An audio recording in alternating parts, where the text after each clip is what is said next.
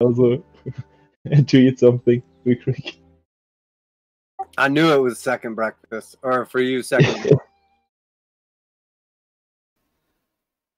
So if you're back and good at your computer, we've pretty much jumped back in at that teleportation circle. The group's kind of moved back towards the four-way split in the tunnels, and then flipped a coin to determine everybody is going to explore to the western side next.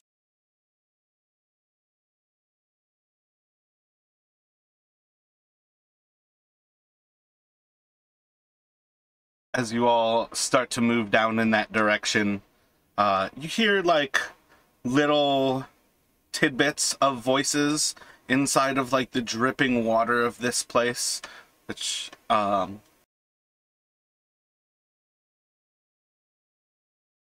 inside of like the drips of the water, you hear just little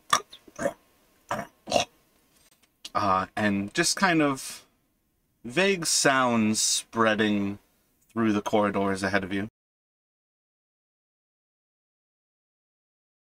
When you say voices, are those weird noises you made the voices, or do we hear like common?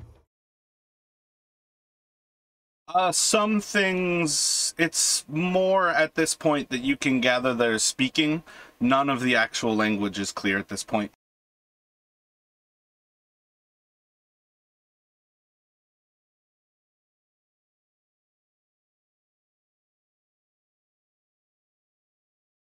Veltus, I don't suppose you could make out what they're saying. I mean, I don't speak that many languages, so if it was Draconic, do I recognize what was being said? What I was getting at is, regardless of the language, you all are too far away to hear what is being said. It is enough that you can understand there is speaking, but you can't make out any words right now. And beyond that, no, it is not Draconic. I was like sort of implying that it was like more lizards after we like ran into the lizards. Or dragons or whatever. Right. I mean, sounds like we need to move forward. We can't hear anything. So, or enough to discern what's happening down this corridor. Is anyone good at sneaking? I'm really not. With these fancy new boots, I am completely neutral at sneaking. Do I look like sneaky? I could get naked apart from the boots and I'd be very good at sneaking. We can grease him up like a pig and just slide him down the corridor. They wouldn't be able to grab me then either, I'd just slip free. I'd be in and out like a demon's whisper. Or a demon's fart. It's pretty tough to sneak with a torch in the middle of a dark cave, but I'm normally not too bad at it. But I wouldn't get my hopes up down here. Well, you could borrow my boots. I do want them back, though. I don't know how sneaking works, but somehow I'm also quite good at it. Hadar might be the only one good at it. Well, if you're good at it, you could borrow my boots, but again, I want them back. They're my beautiful, beautiful, clean boots. What's so special about your boots? They're very quiet, but the most important thing is they look fantastic, and also they don't ever get dirty, which has been the bane of my life for this entire disgusting adventure through swamps and blood and sinew and oh. How'd that go again? No. You know what? You can sneak with this boots. I believe in you. Well, not when you get disadvantaged due to having heavy armor, so therefore they cancel each other out and you get a neutral roll. Well, I mean, can I guidance that? Well, I mean, if I basically just talking about mechanics with those boots on, it cancels out my disadvantage from wearing heavy armor. I got them so that I could sneak with the party without being a dead weight to you all. But if one person's going, they'd be better off borrowing my boots. But again, can't stress this enough. I want them bloody back. But you can take them and scout ahead. But to be fair, if somebody can see in the dark, even though it's only black and white and it's only 120 feet or 60 feet bright, an extra 60 feet dim, then they should. I mean, I can do it, but I have to get naked first, and it takes ages to take your armor off, so it's not worth it. I don't begin to understand the nature of your fancy boots. I know they are precious to you, but do you need to spend like a certain amount of time with them before they become effective, or is it like you just throw on a boot and it's immediately useful? You just throw them on and straight away the sound is gone. Oh, okay, you don't have to attune to them? Nope. But I don't want to make a habit. I still don't know if it's a best idea. Yeah, just keep your boot, and we'll just walk down the tunnel. Unless Hadar wants to go try to sneak around in the dark. Well, I can't see anything anyways in the dark, so... How long would it take me to take my chainmail off? Stop moving, Doc. I'm still waiting to describe what you saw from the last time you moved. I believe it is 5 minutes to doff your armor. Well, if you guys want to wait 5 minutes, I can strip down naked apart from the boots, and I can go ahead with my dark vision and see what I can find out. But you know, the funny thing is, if you go down there completely naked, you're completely open to attacks. Well, they'd be What about dazzled the by my... grease? Exactly. They'd be dazzled by my shining torso. Firstly, they'd be confused and perplexed, and then once that confusion subsided, then they'd just be in awe, I think. Yeah, but you never know, maybe they're a group of perverts. Well, I'm here, so there won't be a big group. Yeah, I would be more than happy to join them, huh? Yeah, hey guys, I finally found my calling, my home. He becomes the cultist barrel. Exactly, then Arlisle will become one of Mara's NPCs. The naked man. But, right, okay, so I take it we're not doing that, we'll just see, Doc, what do you see? Oh, as you continue to move down into this little corridor, it starts to spread just beyond the light of the torch, and you start to see inside of the dimness that it's opening up into a corridor, and then it kind of starts to get lost in this abyss of blackness ahead of you, where it's clear the cave opens up into a larger portion. I can't be sure. I got smoke in my eyes, but it looks like more cave. Should we continue? Let's. More cave, that's just what they want us to see. Y'all just walking and talking? Let's face it. 100%. Wouldn't have it any other way. I would just say, don't be careful of traps.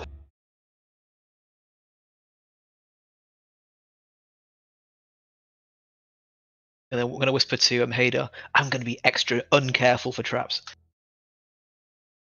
And I'm gonna stay very far away from you and behind you so I can see what you trigger.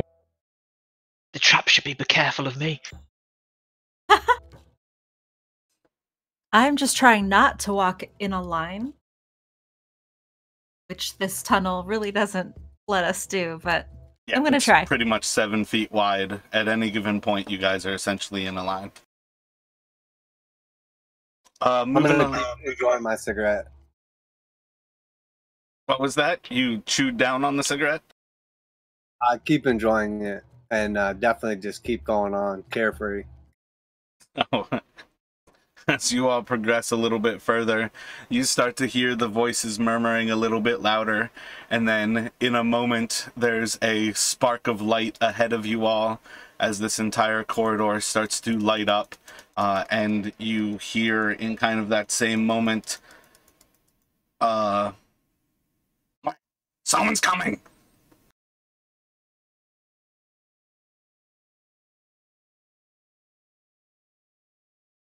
Who goes there?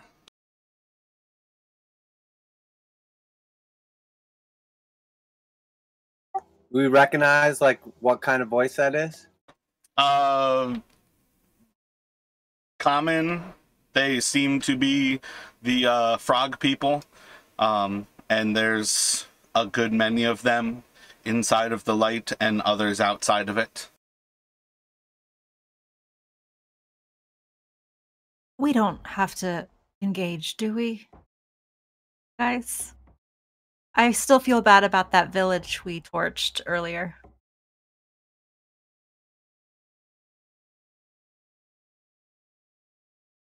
Are there women and children here? Daka, oh, go ahead. It's hard to tell. They're all amphibian. Hopefully they die the best. Oh no.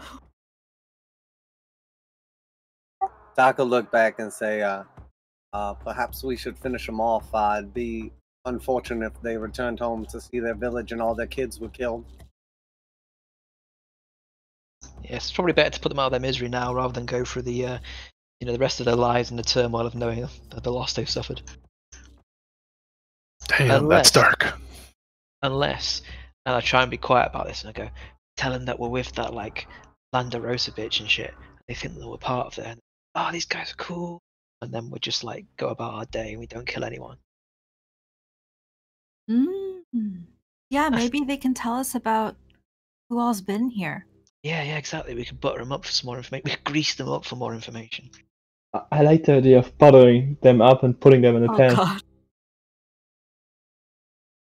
Doc will yell out to him. Hey there, in the darkness. We're looking for Resmia. She been this way?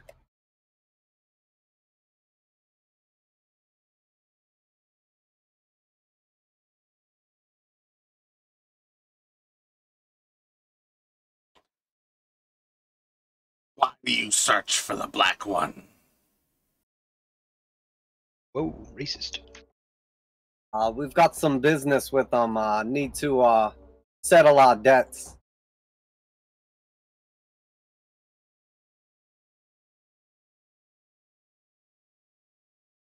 I pull out one of the shiny necklaces that we pulled from the chest and I say, yeah, we need to pay him back.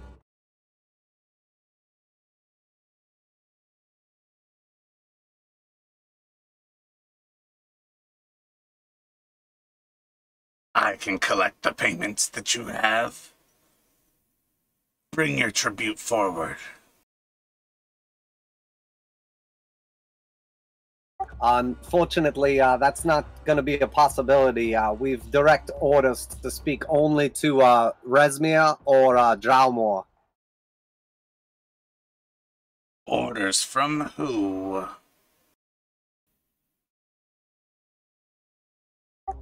The ruler of this land. Do you need to ask any more questions? This land is my land. I sent you no orders. Bring forth the tribute. Your land? Who are you? I was under the impression that this land belonged to the Black One, Borethhammer. Borethhammer has their lair. They don't bother us here. Well, you don't want them to start bothering you here, do you?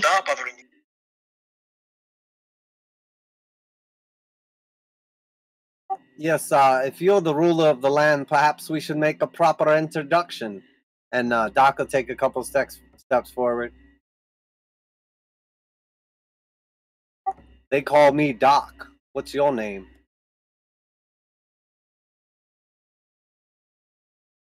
Pharblex. I am the shaman of this land. I rule everything that you see.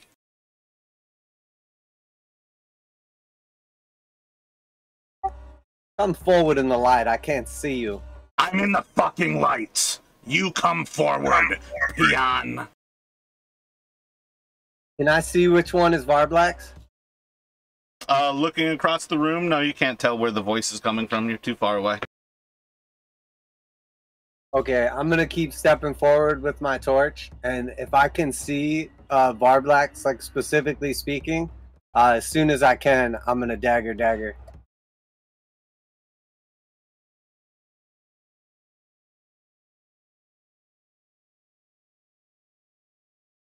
Move forward. Where is your tribute? It's right here. Hold this torch and I'll just get it out for you. And I'll hold the torch out in front of me.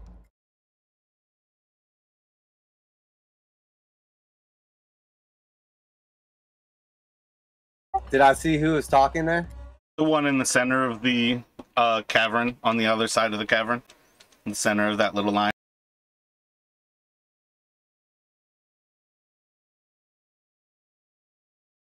Okay, as soon as one of them like goes to take the torch from me or whatever, or like starts to get close enough and I can identify who it is, I'm going for the dagger attacks.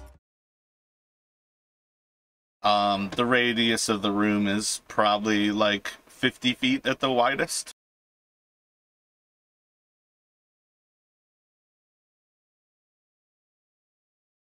Okay, I have 60-foot range, so should be good. Oh no, that was for Teresa's question.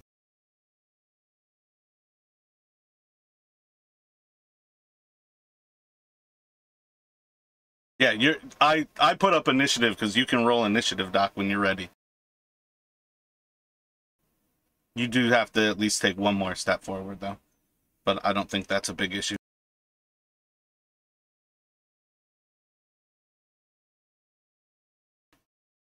Sorry, that's my fault. I'm painting, so I wasn't actually looking up at the screen when I was doing that.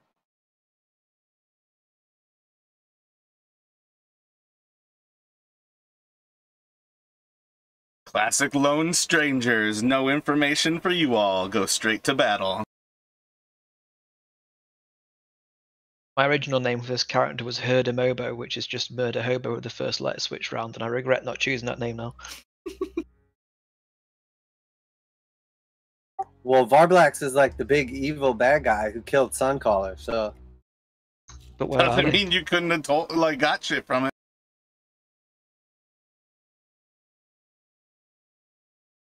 Just because you're murder hobos doesn't mean you're murdering good people. And just because you're saving people's lives doesn't mean you're not saving evil people.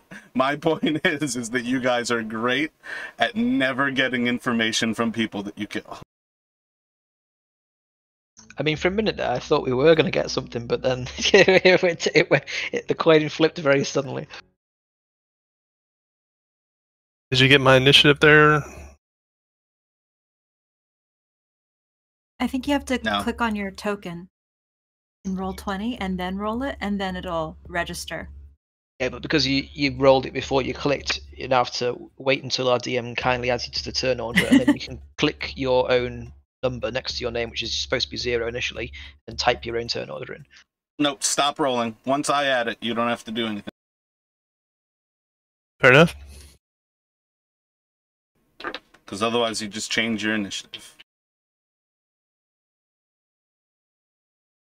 But just so you know, once you've officially gotten used to rolling turn order correctly, you're no longer classed as a new player, so... New to the campaign, that is. Sorry, I didn't mean to blow that cigarette smoke out in your face all out. It smells a bit herbal. Are you sure that's a cigarette? There's a little bit of hash in here. Some of the specials I got.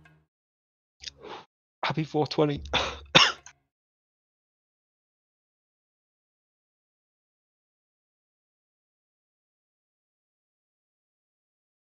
Holy shit, I didn't even realize.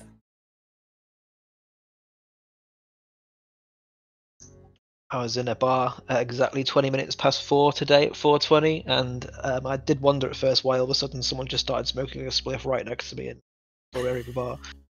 And then I was like, oh, right, okay. Is it recreational in London? Or you're not in London. Is it recreational where you're at? Nope, still class 3, so it's basically the same level of law against it as it is for heroin. Dear fucking Lord. Wow. Yeah, but like it's weird because the police don't actually treat it as a class 3 drug or a class A drug is what we call it. Still don't. They still just like obviously they can if they want to, but they never do. I think it's only a matter of time before it comes vaguely legalized in the UK, but yeah, still a class A drug. Yeah. Okay, so it will go to Doc to start it off.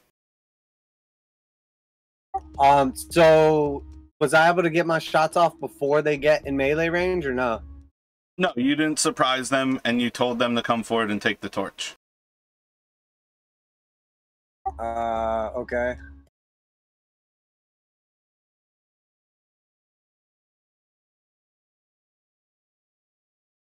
And as well, you would have had to kind of meet them halfway too, because you would know that you had to close 5 more feet of distance anyways, for the range of your daggers.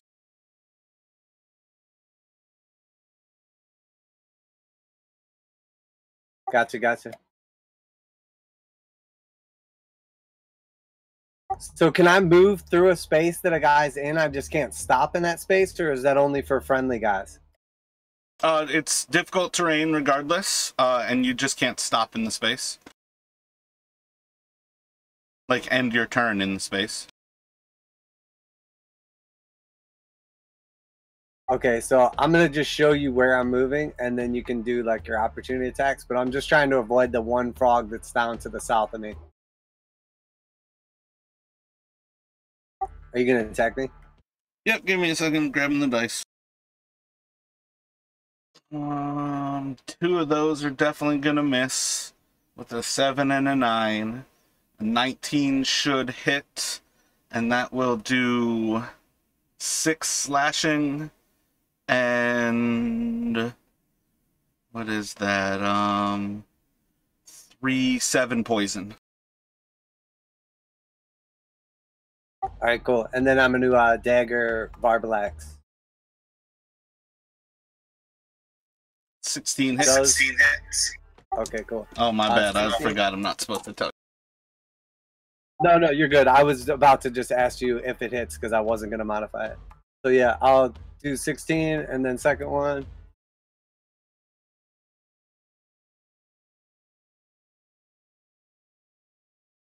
Uh, 15, will that one hit?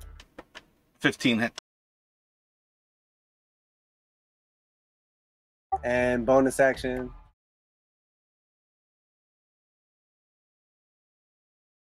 I guess I'll just let that one fly too. 14 hits.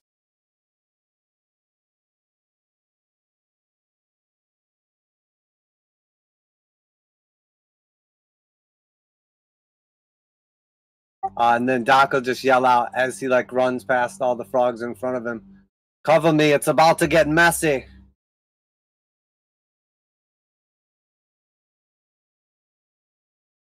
And can I see any notable amount of damage or anything on Pharblex? Oh, he's pretty severely injured after that, yeah. He's got 3 daggers sticking into his flesh. Alright, I'm in an action surge. Like Pop-Up Pirate. You see, like, in the kind of darkness or whatever, Doc's, like, cigarette just glows as he takes a massive rip off of it.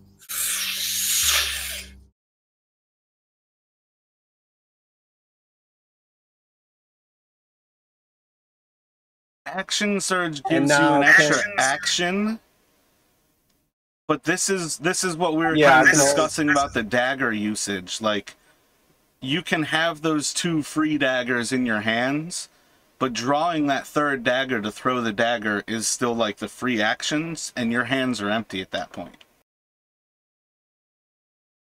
Yeah, so can I pull out my bow now? But that would then take your action. That's where there's like that negative of you can't just like permanently throw daggers.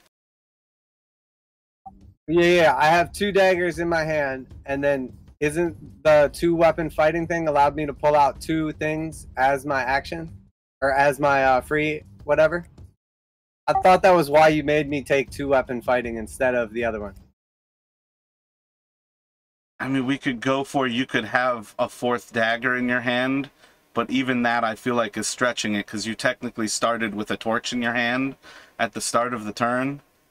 It's like everything about that character is you trying to stretch rules. I feel like you could get a 4th dagger off, but it just seems very wasteful of an action surge versus if you get rid of the 3rd dagger, you can use your free interaction to pull your bow and then shoot 2 arrows. But in the long run, I don't think there's a simple answer for what you're trying to do and infinitely throw items. Oh no, it's no problem. I'll just take a massive hit off of my cigarette and then end my turn. Well, his free item interaction, Teresa, is essentially drawing some of those daggers, and that's part of the problem. Is that he had a torch, he handed it off, and then at some point drew 3 daggers to throw them. So if we count 2 as being in his hand, that's one thing, and that's where there's certain layers of, like, maybe 4 daggers is fine, but then he would use an action surge to get 1 more throw and have empty hands. it's not a simple solution for where the character falls. No worries.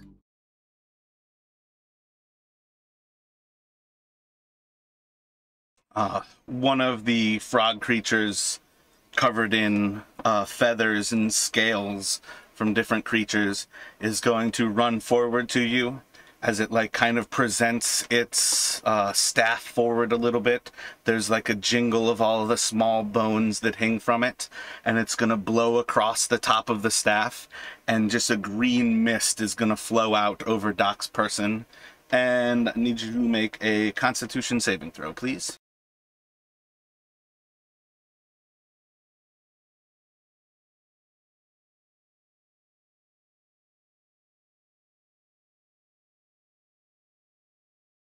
Son of a bitch. Take no damage. It's going to go to Haydock. Well,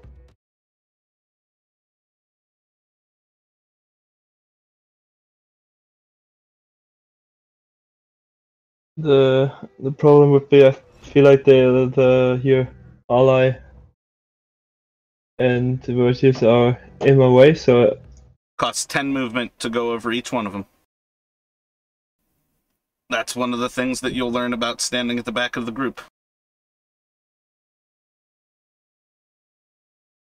then I'm gonna step right here, and I'm gonna use my my Radiant Sunbolt as attack to attack the one to the bottom in my range. Gotcha.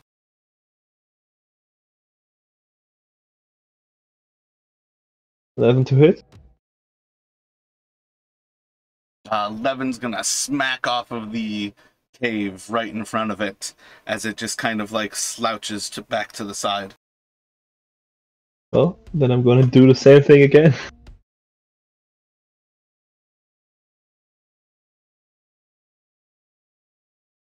It's again rolled in Beyond D&D for 17.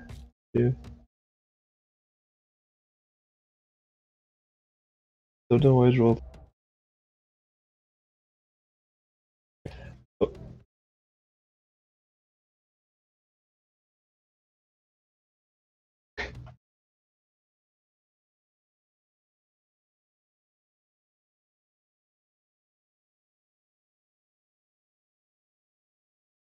Well, yeah, what's going on with your rolls? Because the I'm not D&D sure. Beyond, there's 2 rolls in there from you. Both of those would be hits, but the one that you rolled on roll 20 came up as a non-hit.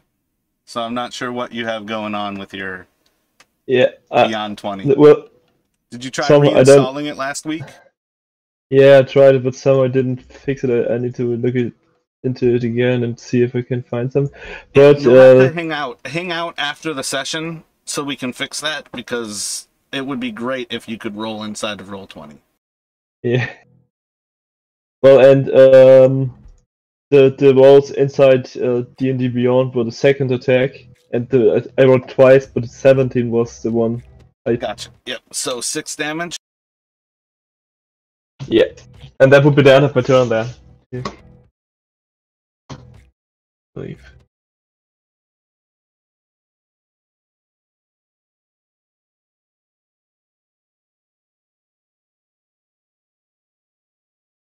It's gonna go to Verthis from there. Sure. Gonna kind of move 5 foot forward. Using my object interaction, I'm gonna pull out a wand, and I am going to basically cast Fireball, and it's going to be centered upon... You can drop the actual template. Underneath characters, spells, templates, there's a Fireball template. You can place it wherever you'd like. Let me see here. Oh, God, that covers everything. Sure. Oh, it burns.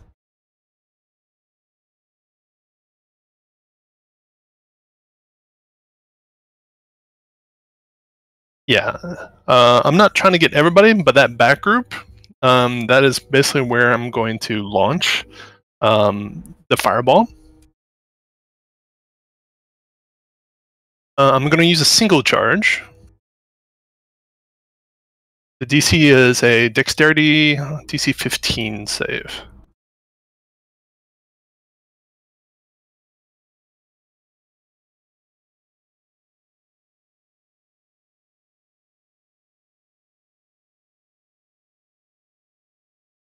So 31 or 15. And then after the fireball goes off, after you determine damage and all the impact of that, I'm basically going to yell out to the rest of the Bullywugs to basically to surrender or burn some more from the golden one. Roll an intimidation. Sure.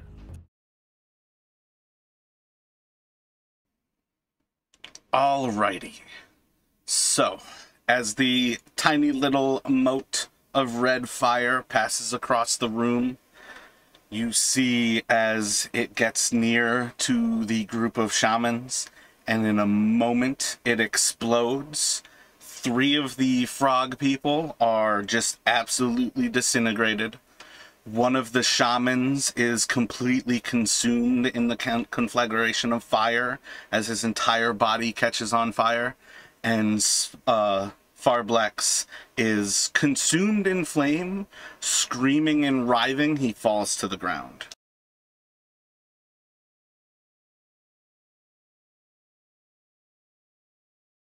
Like he just falls to the ground hurt, or he falls to the ground dead? When it's your turn, you can do a medicine check. So aside from that, so the damage and those that got cindered and so forth, the intimidation check, did that generate a reaction? You'll see when it's their turn. I see. All right. Then at this point, end turn. I feel like I am failing miserably to count here.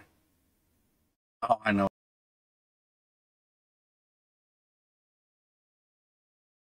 You are going to see as 4 of the frog people are going to drop to their knees and in kind of a unison of common, somewhat garbled by the fact that there are 4 of them speaking, but you will in general hear, "We're sorry for trying to rise against the dragons." And it will go to Sarat.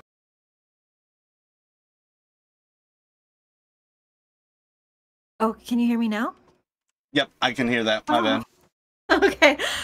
Were the ones closest to us the ones who were saying that?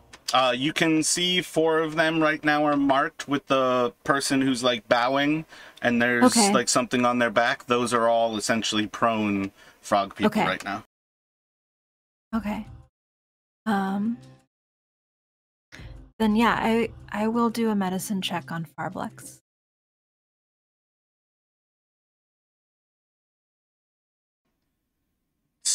So it's gonna be a higher DC the further you are away from him, but you can still gather something from there. My bad, I already looked at it. You see signs that he's still breathing, but he seems unconscious.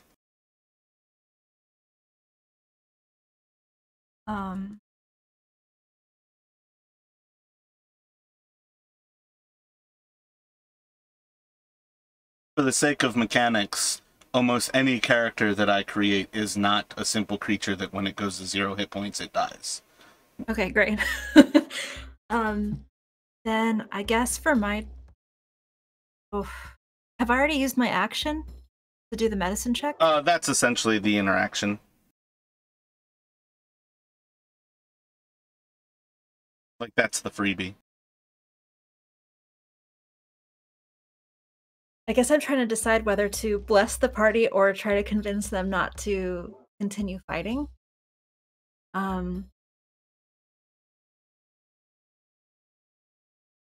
It's only 4 of them that have kind of bowed down.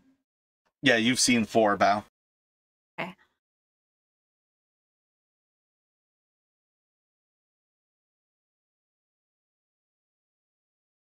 Yeah, I guess Sarad would try to make peace.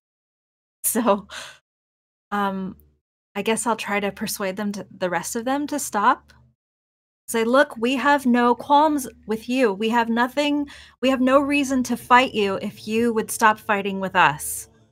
We really just need to talk to Pharblex. Roll a persuasion with advantage.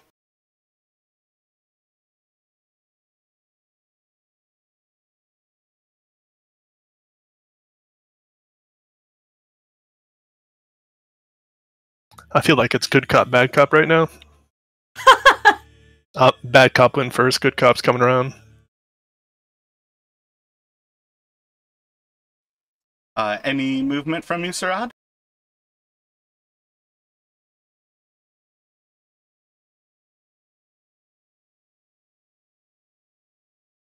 I don't really think I can get through everybody. But I will put down my club and raise my hands. You came in and murdered us. We didn't even attack until you already killed Pharblex. Why?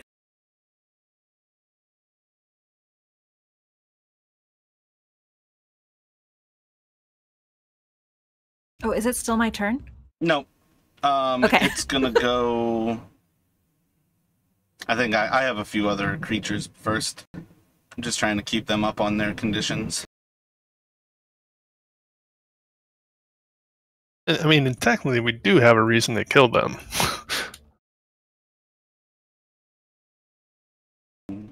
Arlisle, what's your dexterity modifier? 1 sec.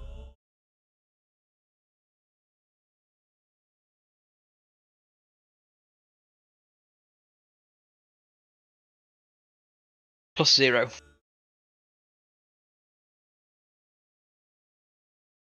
Yep, +0. All right. The rest of the room is going to... Did I skip that guy? No, he already went. The rest of the frogs seem to be dropping to their knee. Pharblex is coughing up blood, and the last two of the shamans in front of Pharblex are leaning down on their staves. We didn't mean to dishonor you. We thought better of ourselves. We are sorry. Are we out of initiative, or are we still in initiative? It's going to go to Arla. Okay, never mind. Sounds like I should do nothing.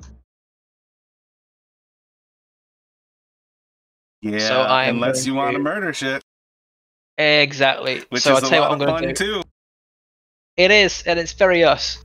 And they're prone, so all you have to do is move up. Well, I guess it doesn't really help you with the lance, but if you kept the sword, you just get to move up and pretty much auto-crit. What I'm going to do is I'm going to click my fingers twice, move my finger and go, it's going to go, and then I'm going to cross my arms and nod, and that ends my turn. Make a sass roll for me. What's my modifier on that? I know, right? You could use your charisma at advantage to sass the frogs into dishonor. 1 sec.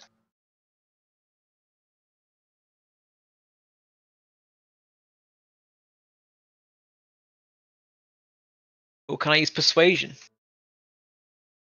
I mean, you can do persuasion too. I think it's the same thing as what I called for. You just might get your proficiency. Yeah, I got a +6 to persuasion, man.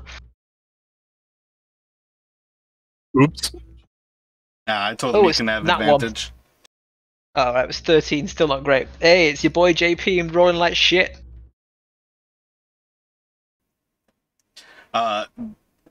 You feel like perhaps there was a chance that it would be effective, but it seems just less effective. Shit. And it'll go back around to Doc.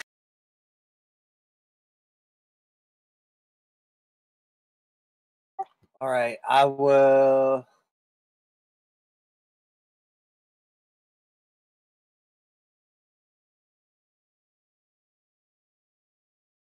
That's my regular move right there. And then I'm gonna dash the rest of the way up to Pharblex.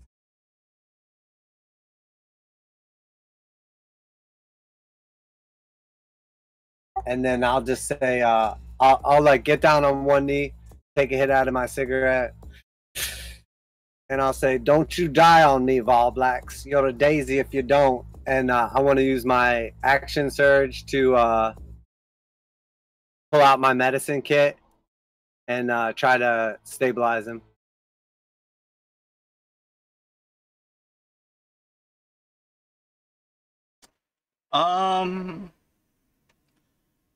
Roll a... Let's see real quick. 1 second.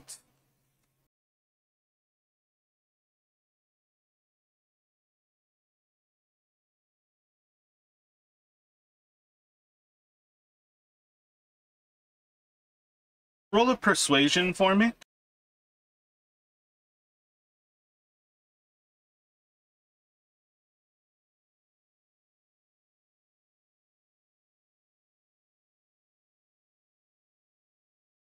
As you run up, one of the priests, hearing you say this as you run up to him, is going to reach out for you as you run by and give you guidance.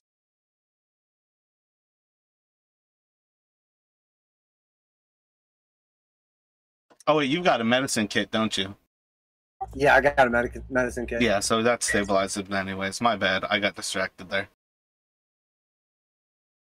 I was like rolling to see if he was going to attack you as you ran past.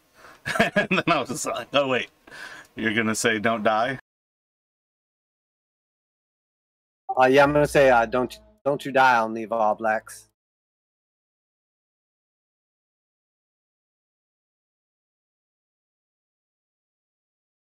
I mean, I wouldn't say friend. You still disintegrated half of their group.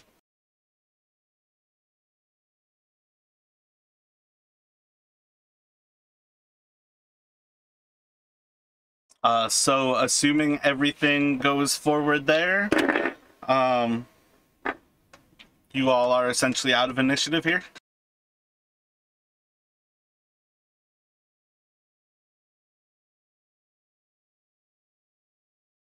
Oh, thank God, I can relax and let my stomach bloat out again now and stop breathing in.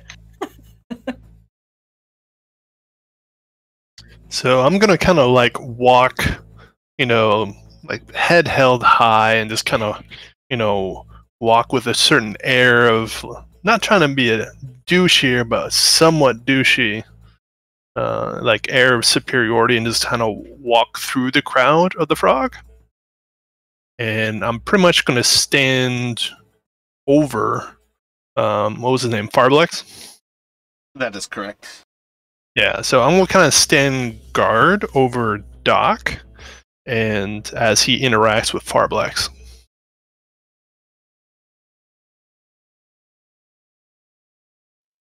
What's everyone else doing? Well, I would... If Arla is not moving closer, I'm gonna climb over Arla. Don't you touch me, greasy boy. Go right to the frogs. Arlisle, please make a dexterity check to not be eaten as Hadar gets close to you. Oh my gosh. Yeah. Well, there goes my character never sleeping again. You can see as I smell the crispy dead frog people. And Hadar's a little bit of droll.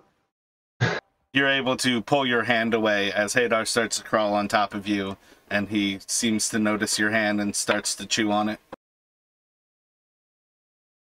I feel like it would be the same sort of sensations. When you're eating like a meatball sub, and you bite into it, and then one meatball falls out one end and lands in your lap. Yeah. I feel like it's a similar experience. Yeah, at this point, I feel like anytime Hadar touches anything, he's trying to also eat it. We will see the end of Hadar because he becomes a cannibal. Pizza the Hut. That's a character arc for you right there. Yes. Arlyle and Sarad staying back at the back of the cavern still? So I'll move up a little bit, 1 sec.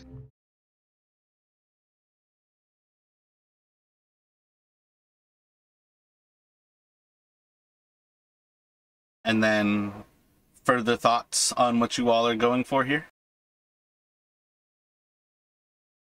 I will, assuming now these guys are considered allies now, I'm going to spend a superiority die and do rally on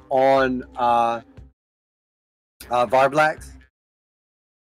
Alright, so he will be conscious. You can roll to tell me how many hit points he has.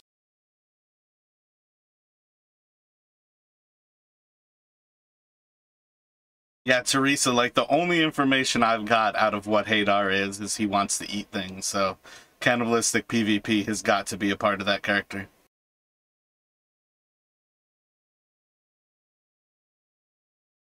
It's +2, so he'll get 7 total. 7 total word. Yeah, so really, Teresa, there's only that one dead priest. These technically don't exist anymore. Oh, okay. It wasn't that they got killed, it was that nothing was left after that fireball exploded. Everybody is in fact breathing in frog though. Tastes a little bit like chicken. Or I guess it smells a little bit like chicken in there. And I guess when I cast rally, I'll say, sorry, I was a little hasty there, Pharblex. So we cross. Sorry for crossing the dragons. We will keep in our place. No, that's just the thing. I think there may have been some kind of misunderstanding. You mean to tell me that you no longer serve, We were having a town meeting. We were going to kill Langdarosa. They seemed weak. Really? And then I guess I will reveal the sword of Langdarosa. Looks like we may have more in common than I realized. Yes. Maybe it was you who weakened them. We thought we could surround and kill the blue one. But why? Well,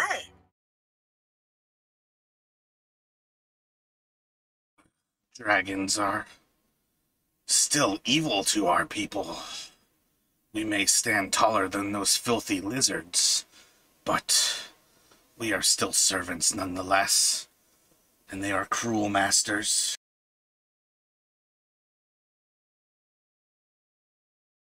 I kind of humph. I like how you all think this is just like a unified, like, single group of people who all have the same mentality.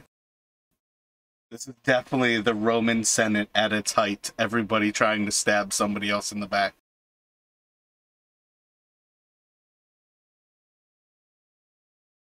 so tell me, Pharblex, now that Langdarosa's dead, which way or when have you last seen Resmia and the Whales in Purple?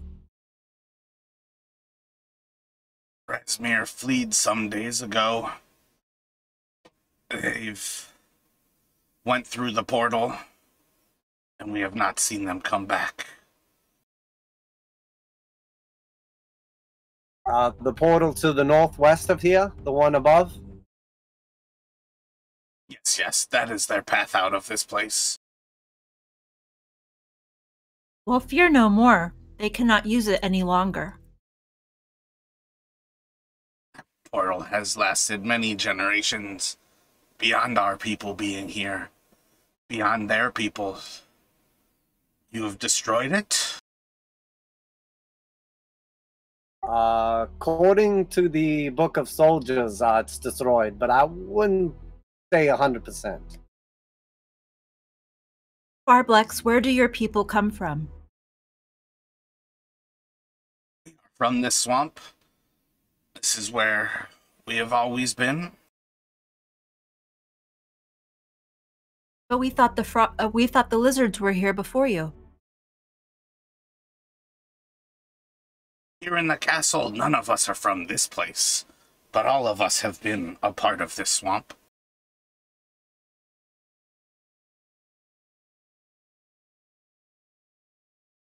My throat is already on fire from trying to do the frog voice. You can change his voice if you need to.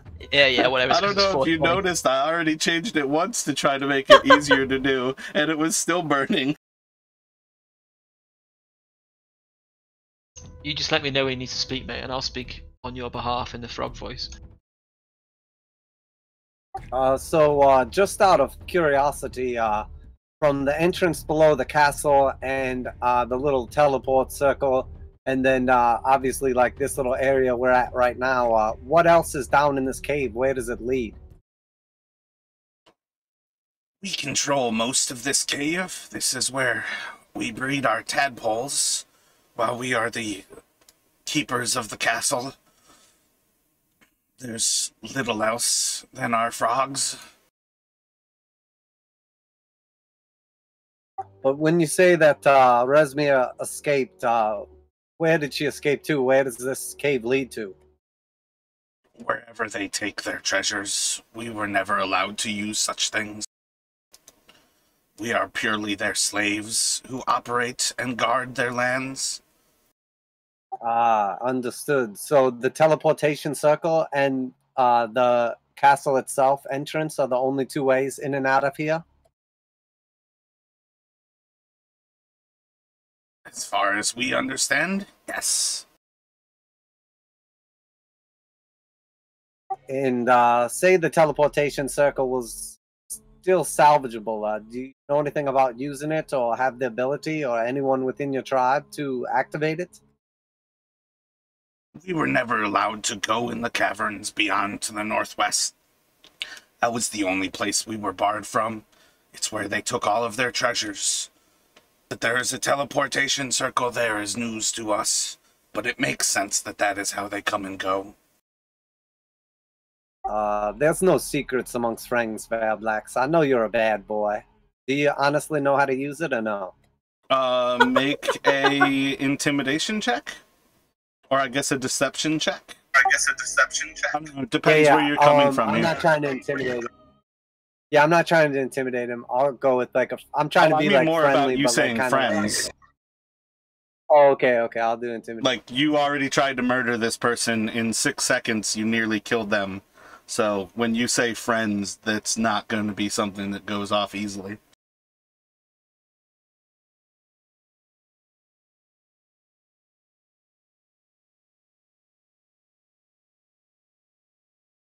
I guess that was rather intimidating in hindsight. You never served a master? Do they tell you all of their secrets? Pharblex, do you still serve this master? Serve you? We serve whoever means to kill us. We want only to live.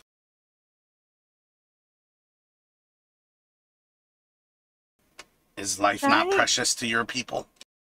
Could I see if this group would be susceptible to conversion? What are you thinking? Like to Lliira? Maybe if they serve Lliira, they don't have to keep serving these other masters anymore.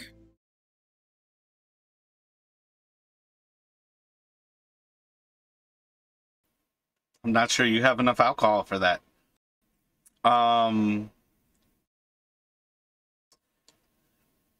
Yeah, what are you thinking? How are you thinking about going about that idea? I mean, doesn't she have that decanter that just serves like endless wine? It's water. It's water. Yeah, I thought that there was a decanter that served endless wine, and I realized that a former DM just flavored it that way for me. I think there's a different one that you can make. I think it's a the mug, I alchemist think. jug. Yeah. I think the alchemist jug can make, like, it's much less. It's not the type of thing like the decanter of water. You could have like flooded this entire underground with a day or two of effort, kind of thing. Whereas the actual, like, decanter, the alchemist jug, you can make, like, a gallon of whatever liquid that you want. Oh, I need to get that then. Slightly more pro-alcoholic. Every single day I have a new gallon of liquor. I mean, her goal in life is just to be the best party planner, right? So.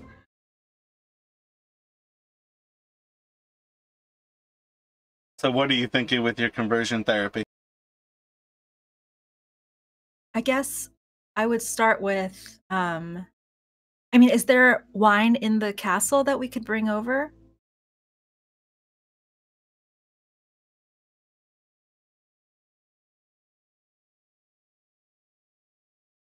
I believe some of the dragons kept wines in the castle. In their study, in their library, perhaps. Okay, well, I think I'm going to send some of you guys to go get it.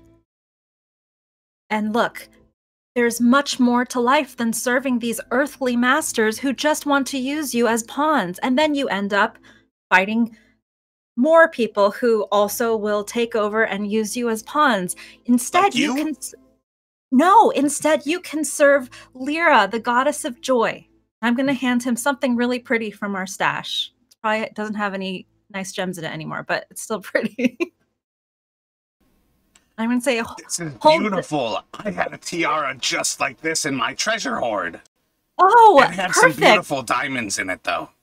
Oh, that sounds lovely. Yeah, this doesn't have diamonds, but if you hold it, does it spark joy? Oh my god. It would spark more joy if it had diamonds, but you can keep this. Mine's nicer. Okay. But I just think every time you hold something and you can tell that you're happy. Every time you drink something and it makes you happy. You're serving Lliira. I don't think Lliira exists here. I'm pretty sure my friends wouldn't explode in fireballs if Lliira were here. You exploded in fireballs because you were not serving Lliira. Lliira destroys earthly masters? Lliira makes it so that you don't have to worry about earthly masters. Does Lliira know about dragons? Lliira knows lots about dragons. I feel like Lliira doesn't know about dragons. Have you ever lived in a swamp? There's literally dragons everywhere we go. Can you not live in a swamp? Basically, I just want to make it so that you can live in peace and not feel like you're better than or worse than any of these people. Oh, we're definitely better than lizards, though. They're scum. No, they're not. They're just like you. Yeah, except for not as cool. Like, we get to, like, wallow in mud and filth. Can we kill them for being racist?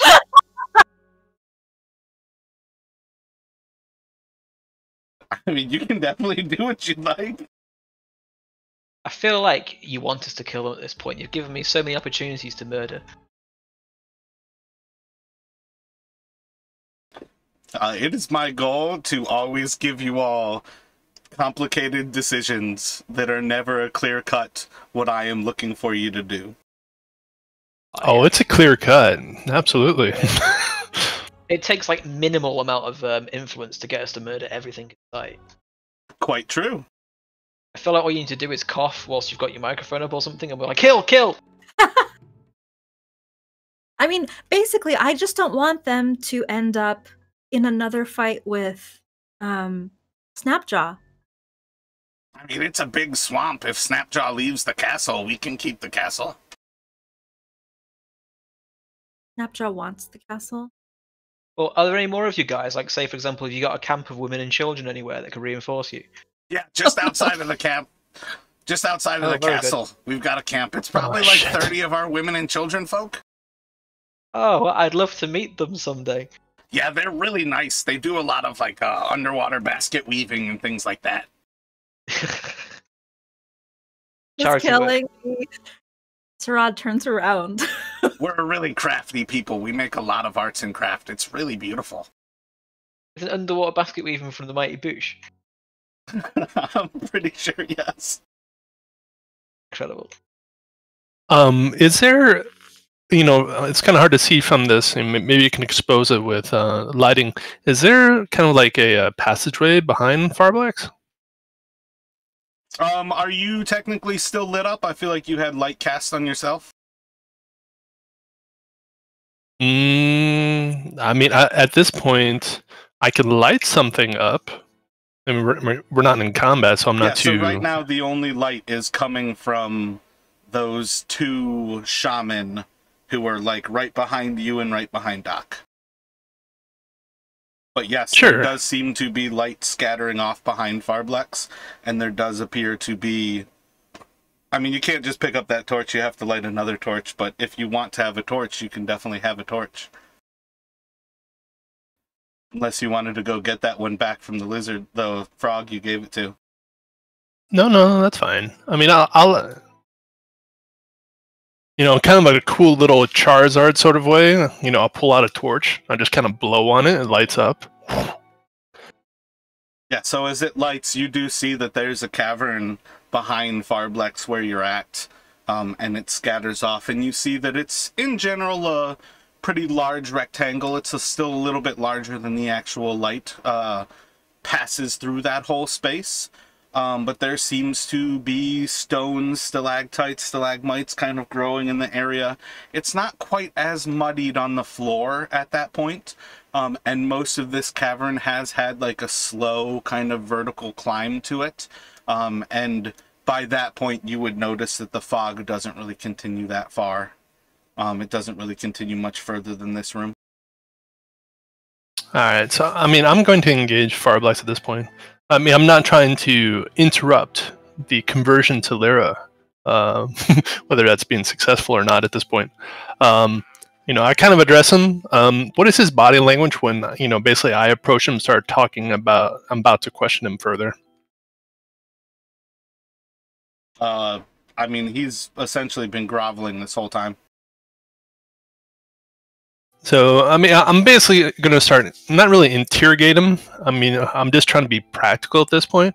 I mean, I've been traveling with Sirad for a while, so I'm kind of used to her trying to convert everybody, and I just kind of glaze through it whenever she does it, because it's incessant, every person she meets on the road. So I'm like, Pharblex, what is the cavern behind you?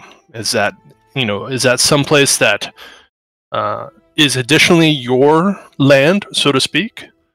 Or do you know what is back there? It's my private sanctum. By private sanctum, your personal private sanctum? Like your room? Or cave, I should say? None of my people are allowed there. I mean, I'd rather let you go back there than kill me. They just wouldn't kill me because they're nice and they're not mean. I see. And in your private sanctum, do you have any artifacts or information from your current overlords? Do you want to give me something so I have something from my current overlords? You know what? Sure. So I will give, I grabbed like 90 pounds, something, I think it was like 2 sessions ago, 90 pounds of various jewelry. I'm going to pull out one of them from the 90 pounds and give it to him. How much it's worth, I don't know.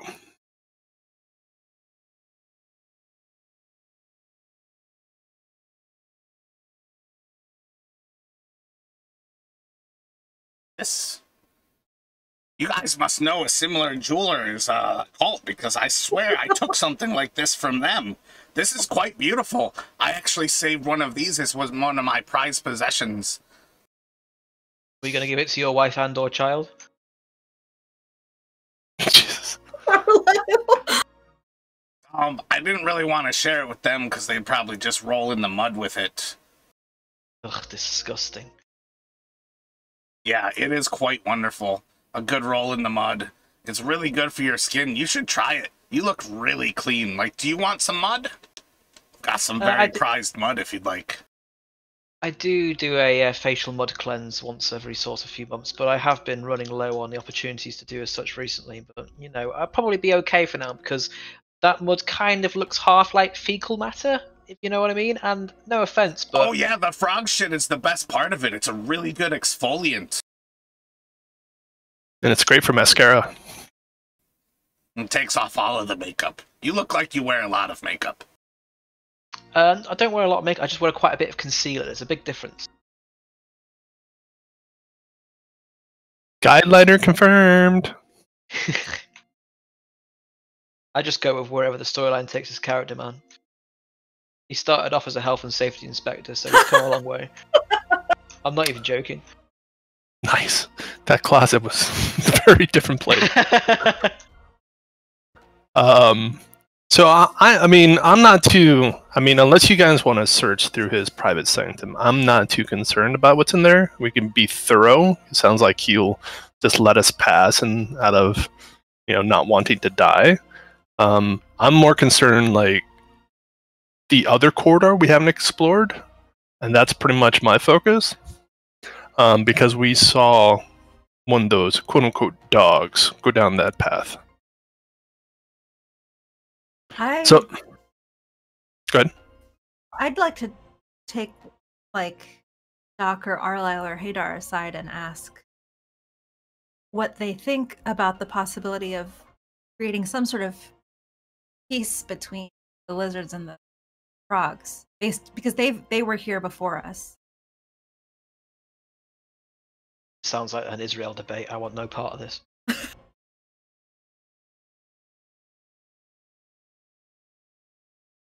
No. I'm too far away right now. To be honest with you, we could try. It would be nice, wouldn't it? Frog and lizard living hand in hand, side by side. Both being filthy little pieces of shit. Yeah. They party totally different from I party, but if they all like to party the same way, can't they just enjoy that? Yeah, because that's hey, do you guys party? Because they party.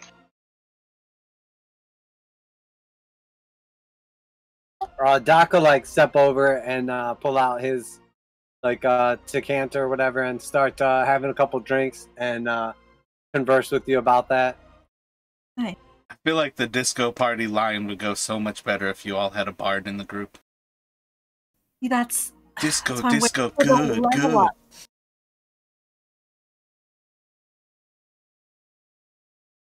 Sarad, the truth is, my experiences with cold-blooded creatures and warm-blooded alike is without unified leadership. In the end, they all quarrel, and the struggle for leaders eventually just ends in war. So, while it's a noble effort, and I understand that you're trying to recruit for your cult or god or whatever, I'm just not sure it's going to make a difference either way, but at least the responsibility would be off us if we left the creatures in peace. And he'll offer you a drink from his. Sarad takes it. Uh-oh. Not for the bad stuff. What's your constitution saving throw modifier? Not great. So I'm pretty sure that dude has AIDS. I think he finished the orc brew. Yeah, he's got my wine now. Okay, yeah, Okay. yeah. Good from Arlyle.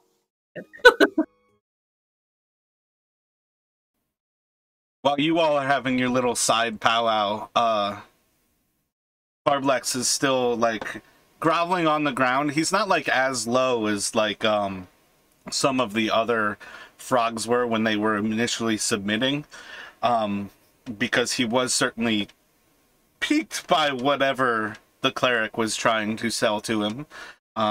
He was definitely like in that kind of attitude where he's like still talking to the missionary, but he wants to close the door, and they're like, come on, let's just have a long conversation. You've got 19 hours to waste. And he starts to describe some of the shrines that he has in the actual back, in his like little sanctum there. And you gather that as he's describing these things, super bastardized versions of them, but you gather that he is talking about Gandahar, a god of slimes, and Shar, the goddess of shadows. And that's essentially who he worships.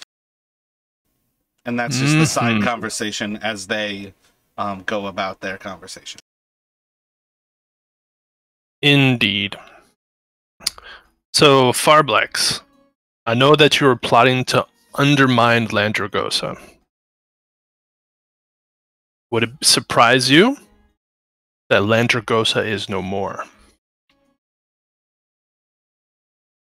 Yes, the sickly one showed us his sword.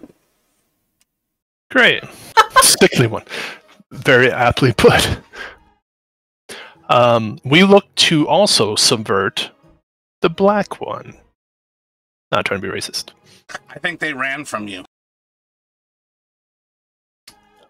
Did they run to the room that we call the teleport room, or did they run down the other corridor that's a little bit, say, I don't know if he knows what east means, but next to this cave? They went to the corridor we're not allowed in. That the teleporter that you speak of, that must have been where he went. To the southeast, that's where we breed our tadpoles. It's where we grow our fogs. Would you be willing to give us a tour of the southeast? The only reason we ask is we recently saw, and I kind of try to describe one of those amber drakes to him. We saw an amber drake go towards your hatchery. Shit. Shit indeed, little one. So I'm not sure if what that means to you, if your hatchlings are in danger.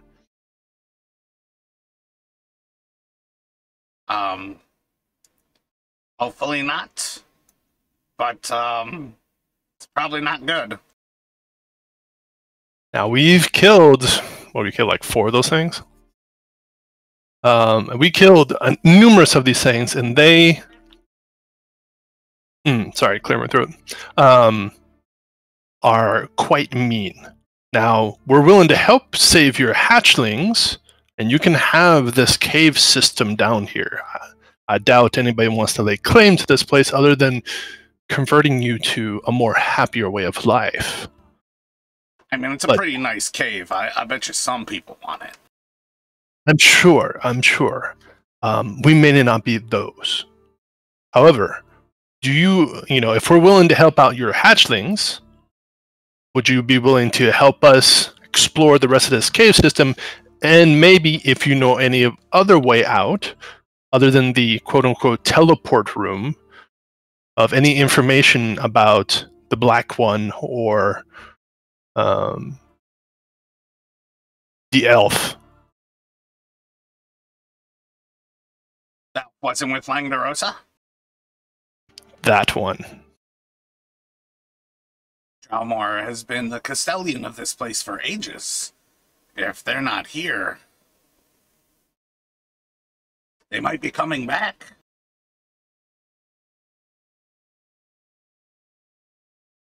And would they come back through that teleport room, I assume? Oh yeah. They come and go regularly through that corridor. Taking treasure. The treasure never comes back, but more cultists always do. Fantastic. Good to know. Until they do come back, do you want to go check on your children? We can definitely go that way. And I'm basically trying to, like, hint to the party, like, you know, do we want to head out that way? You know, while we're in good graces and they're groveling, you know, help out their children. You can continue to try to convert them to Lliira on the side if you want. Teach them while they're young. What are the other 4 of you doing during this conversation with your little side convo?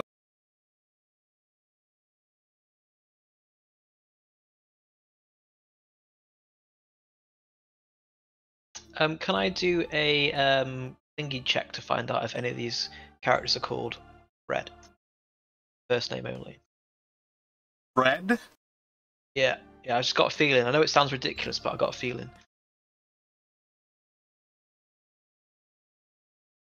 What are you getting at? Because these are those characters where they have like, there's only a set amount of names for them and they all mean. Are you asking me if I named 12 frogs? No. Okay, fair enough then. Ignore me. There's like a really buff one with fishnet shirt. His name is Right Said Fred. Are you asking me if I have a pool of 795 cultists from the caravan? I've got names, and Fred is not one of them. Right, okay, fair enough then. Just skip over and ignore me then.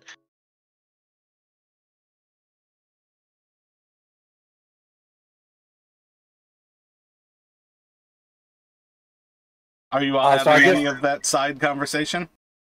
I guess we're probably done talking about the conversion or whatever, so we'll kind of rejoin like the main conversation or whatever.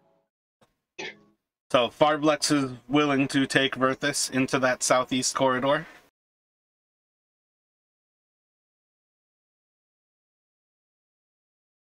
Before we go, I'm into the little room over here.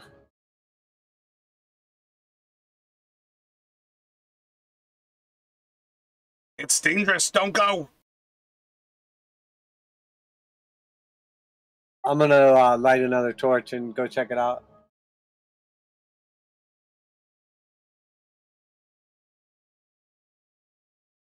Dangerous? Tell him not to go there. He's gonna get hurt. Don't go there. You're gonna get hurt. Pharblex. Set up there? Yes, there's traps. He shouldn't go there. I'll just kind of yell back to him, Doc's my nickname, but Danger's my middle name. And I'll keep walking in there. Lying? Is Pharblex lying about this? You can make an insight check. Working for...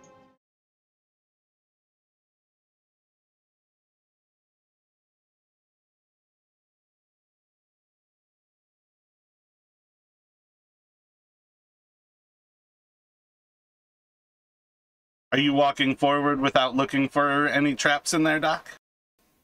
He seems to be telling the truth, Sirad. He seems worried that he's going to get killed if Doc gets hurt. I see. No, I'm just kind of like peeping it out. I'm not particularly looking for traps. So as you start to walk through the room, there's just like a little bit of mud.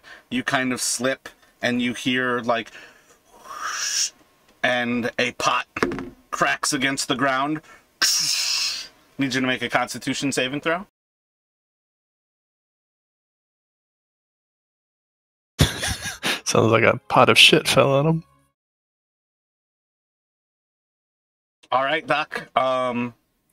Let me pull you into a separate little chat real quick because I have a little instruction for you. Just going to be a moment. We'll be right back. Bye. Insanity. Do I need to do anything, or? All right. Can you hear me? Yeah, I can hear you. You think you're a frog, and you want to go swim in the pool in that southeast chamber. So, that's what happened. You are hallucinating the fuck out of reality right now. And Sounds about right. That is all. Do I still speak normally and everything? And do I tell them that I'm a frog? Or am I just myself? I think I'm a frog and I don't remember anything else. Roll a wisdom check for me.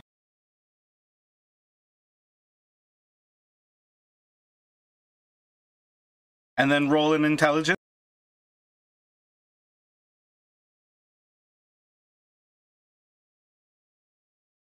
Alright, you definitely think you're speaking in frog. Every other word is going to be ribbit. So good luck trying to roleplay, remembering to switch like, this ribbit is... Damn it, I can't even do it once. This ribbit, how, ribbit, talk. It's really difficult. But yeah, you basically like think you're speaking in kind of croaks and ribbits, and occasionally you can drop actual common in there, but you still hear croaks and ribbits. You think you're a frog. All right, sounds good. My bad, I jumped out. My bad, I jumped out. And I'm gonna go to where? The south chamber? Yeah, that southeast chamber where the dog had run to. There's a big pool of water there. You just want to go there and swim. Okay, sounds good. All right, back to it. So Welcome back, guys. This yeah, he's outside of the Paladin aura. This jar falls from the ground, and Pharblex is going to put his hand to his head. It's not my fault, Gold One. I warned him. What happened? All right, so I guess Doc's gonna just kind of glance around a little bit, and then he'll come back out of the room.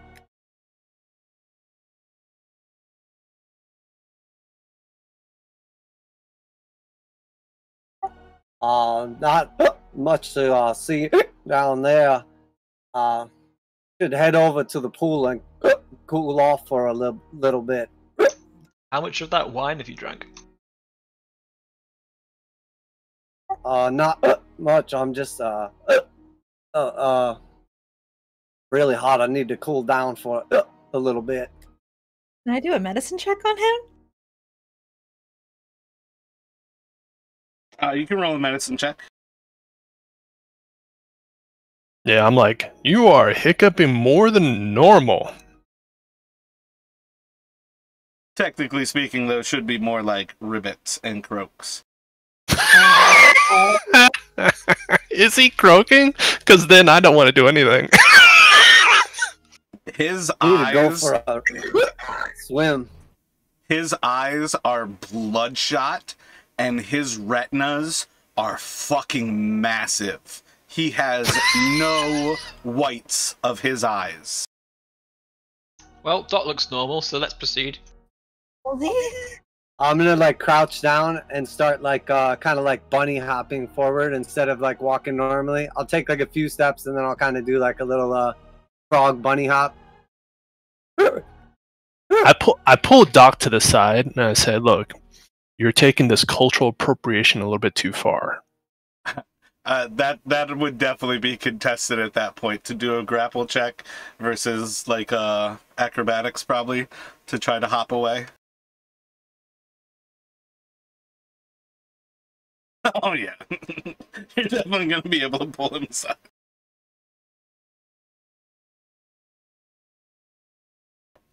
Pharblex, what happened to Doc? Trying to warn you.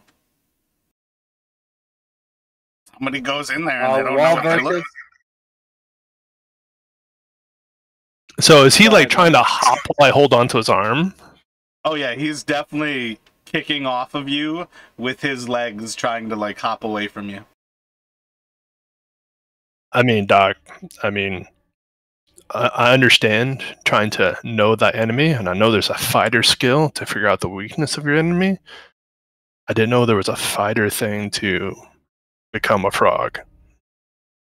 I'm gonna puff out my cheeks like really big for a second, and then I'm gonna lick my lips, and then I'm just gonna lick Verthus's face, like from chin to forehead. Doc, I like you too, but I don't think we're on full facial licking terms. He's just inducting you into the group, mate. You're now officially one of us. We've all been through it. Just you know, get yourself tested as soon as you can. So, I mean, like the Teddy part of me is like, he's been turned into a frog. This is fantastic, and I kind of want to let Doc keep on role playing this. But the other part of me, Verthus, is like, obviously something happened in there, and he's starting to become a frog. I mean, so I'm personally conflicted. Can I try and give him? Hang on. I'm gonna like look all over the place with my big eyes, like if there's any like bugs or anything flying around in the chamber. There's definitely plenty of insects that you spot. You feel like you've got like super senses right now, and all of those little like clicking of feet. You're like zoning in to like eagle vision on like these centipedes crawling around the area. You see like not too many flies, but there's plenty of insects like creeping through, like large bugs and whatnot. All right, well, while he's holding me, I'm just going to start making funny noises like I Nice. do 5 points of lay on hands onto it, which is supposed to cure thingies. If I can find it. Cure a disease or neutralize a poison. I don't see any reason why hallucinogen shouldn't be considered a poison for those effects. And he would also be sober. Shit. I'm really sorry, mate. I should have left you. I didn't realize it would break your alcoholism as well. You should drink up more just to get through the trauma. not really sure what you mean. You guys still up for the swim in the South Corridor? I think we should head that way. So has any of his like physical characteristics changed after the lay on hands? Oh, there was never like any physical change. He was purely just tripping balls. All right. Yeah, let's go. Yeah, I'm going to walk with what's his name, Pharblex. Just quick question though. What was there in the room that made you so funny? I didn't really see much of anything, to tell you the truth. There was like a little desk there and a couple pots. I don't know. I just got a like strange urge to go swimming. So Yeah, but a pot of peyote.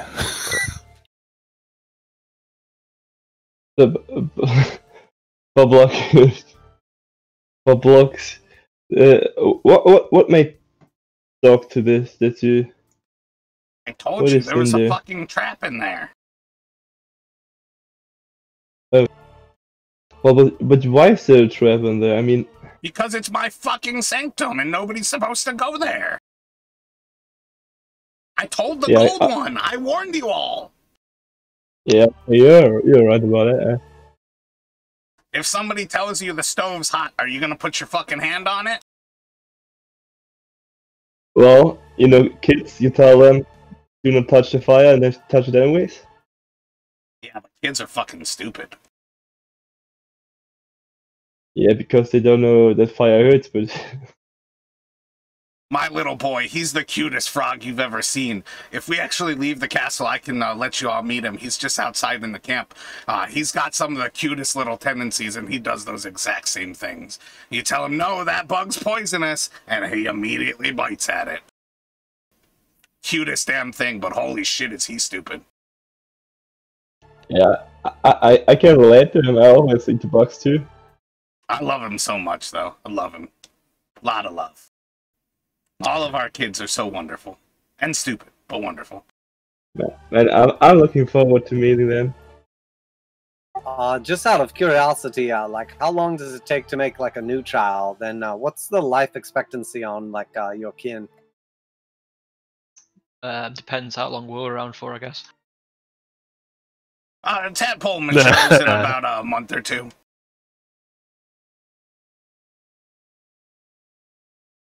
Oh, great. That's reassuring then.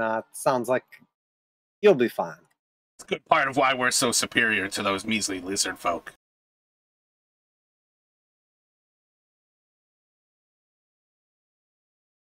So I'm assuming we're just like starting to walk now to make sure that lizard doesn't kill the rest of their babies and eradicate the final frog people.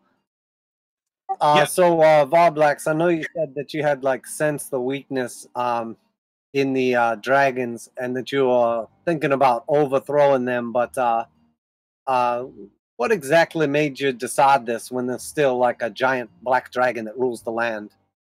And I'm referring to Vorothammer. You know the little dragons don't actually like work with the big dragon, right?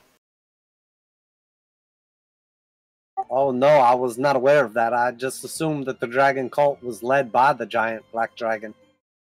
Yeah, they worship him like that one over there worships the god of destroying earthly enemies.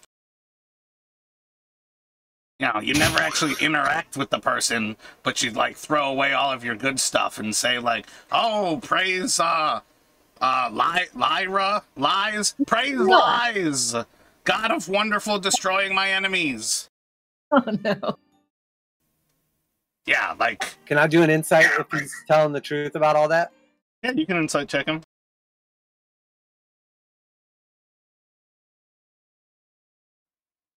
He seems to have no understanding of like how gods work, but he's not lying to you. But more so about like the them not actually working for Vorethhammer.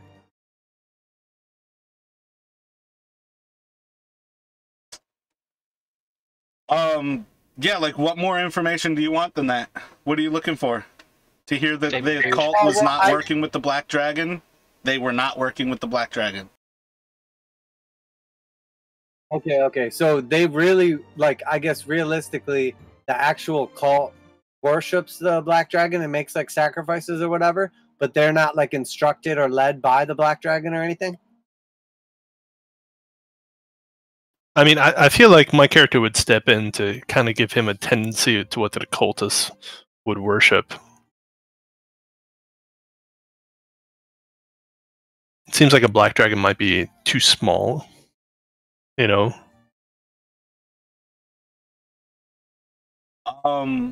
Make a, I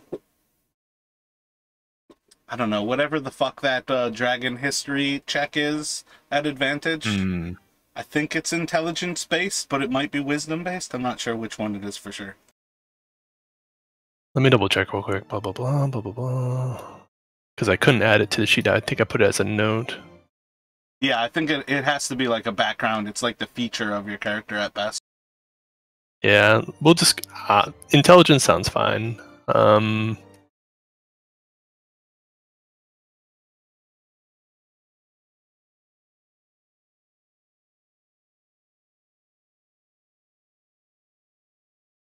So 12.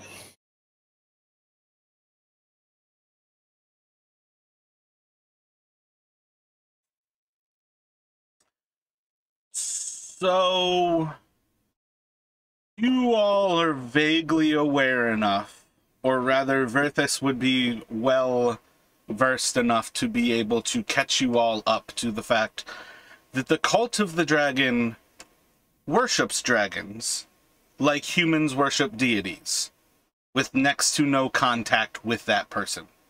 Clerics and somewhat paladins are sometimes the exception to that rule, where they might have some extenuating circumstances where they have contact with their deity. But in general, you don't ever actually like deal with a god when you worship a god.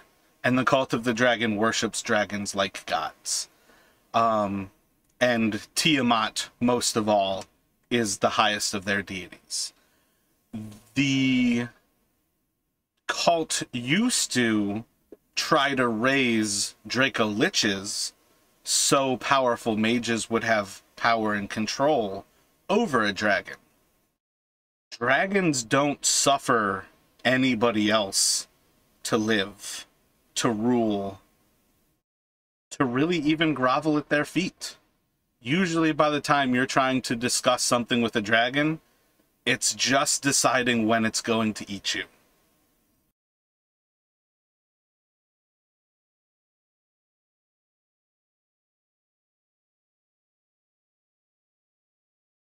Interesting, Verthis. Thanks for the clarification. To tell you the truth, I really don't know much about the history of dragons or cults for that matter.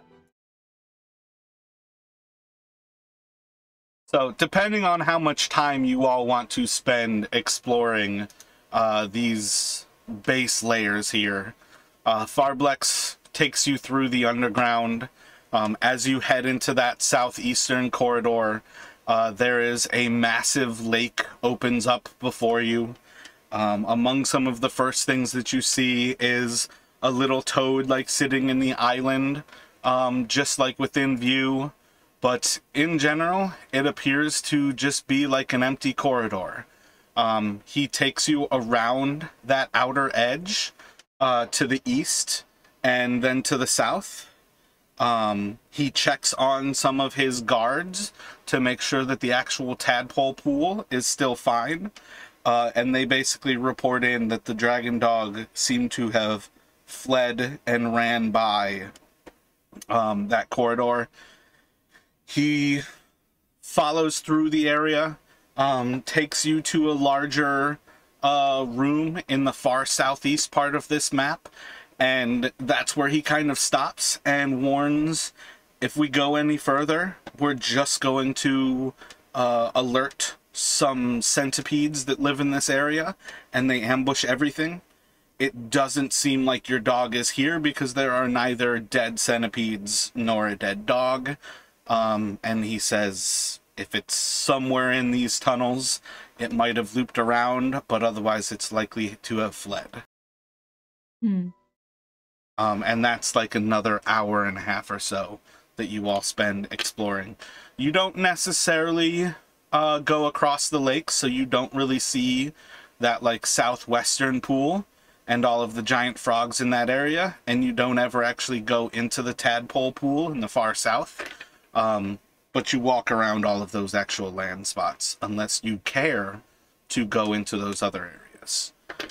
In general, you would probably gather that there's just a massive pool of water. Basically, as far as the light goes, you just see water, and none of that actual like lower corridor would show. And then you would just kind of spot that hall is guarded by some bullywugs, and don't really go there. And then that's basically where he stops you from going into the centipede den. Excellent. Verthus actually explored that last area too. So that's essentially all of the underground. Cool. I don't feel like genocide needs to continue. Asking yourself that question again. At this time. However, the moon isn't full. Right. I mean, unless like you said, we didn't see any signs that the centipedes and the dog came by here, which is odd. You know, the dog somehow disappeared or is gone.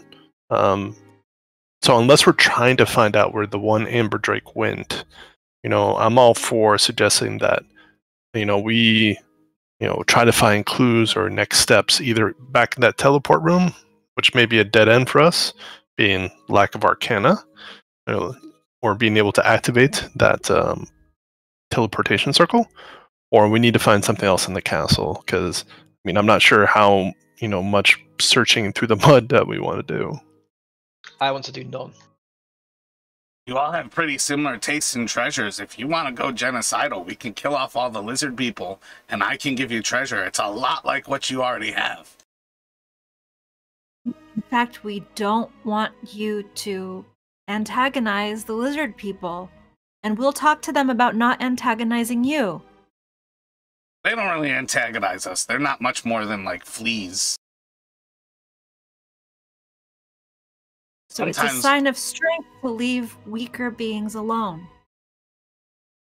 You don't swat at fleas when you get a flea infection? Rod shudders at the idea. I mean, are you guys even sure they're intelligent? I'm pretty sure they don't even have brains. I think it's like a peanut. Kind of like a fly. That one knows what I'm talking about. Any points to Doc? I'm just going to smile and nod. Think compassionately, Pharblex. You guys should all just try to go about your business in peace with each other. Just remember that we'll be looking over, making sure everything goes savvy. I mean, you guys have got a lot in common. I really think you'll get along really well. Just think about how strong you'll be together as well. It's going to be sick. You're going to be like, ribbit, ribbit, and they're going to be like, eh. or whatever noise it is lizards make, and it's going to be fucking.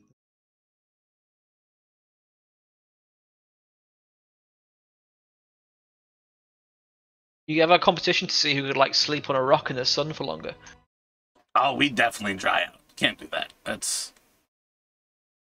We need Yeah, our shit in mud.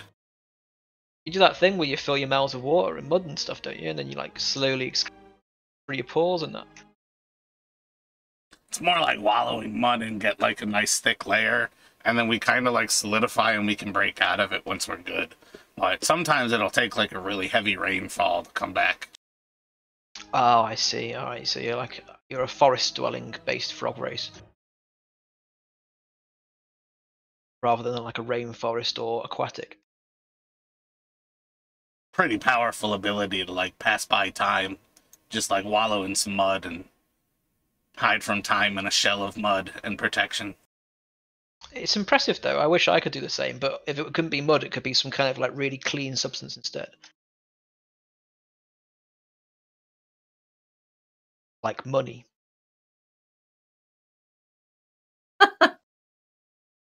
So, what are you all thinking at this point? I'm thinking about money, man.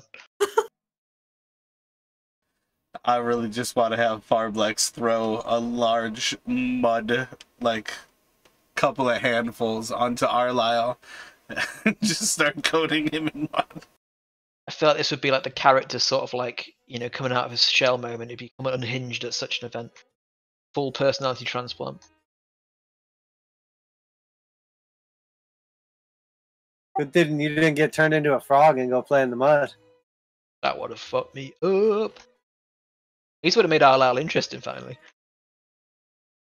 So we found ourselves in a rather strange predicament. Sort of a dead end, so to speak. Really not sure how we could activate the circle and pursue them, and not sure also if it's worth just sort of sitting around waiting or hoping that they return. Well, there's also, didn't we have a telescope that pointed towards the lair of a black dragon? Yeah, or the teleportation circle? Hmm? No, I think it was up on one of the turrets, right? Yeah, but we've also have we not got a means to go through it, sorry. Oh, I see. We tried. We couldn't find anything like a password, activation, a button, lever. I mean, we can try again. No, I believe it sounds fine. I mean, normally you need to have somebody who actually is familiar with the use of them and the arcane art required to activate them in the first place. Didn't know, maybe.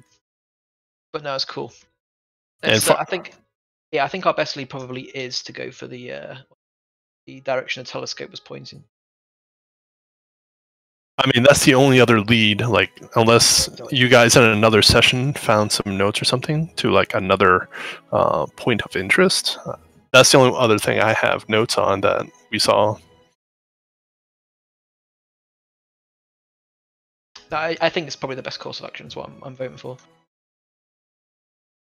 Sure, let's go. I don't want to be counterintuitive, but from what you had just explained, Inverthus, I thought you said that the cult basically is like detached from the dragon, and our goal here, or our mission, is to stop the cult, is it not? I'm not sure that the actual dragon falls into that.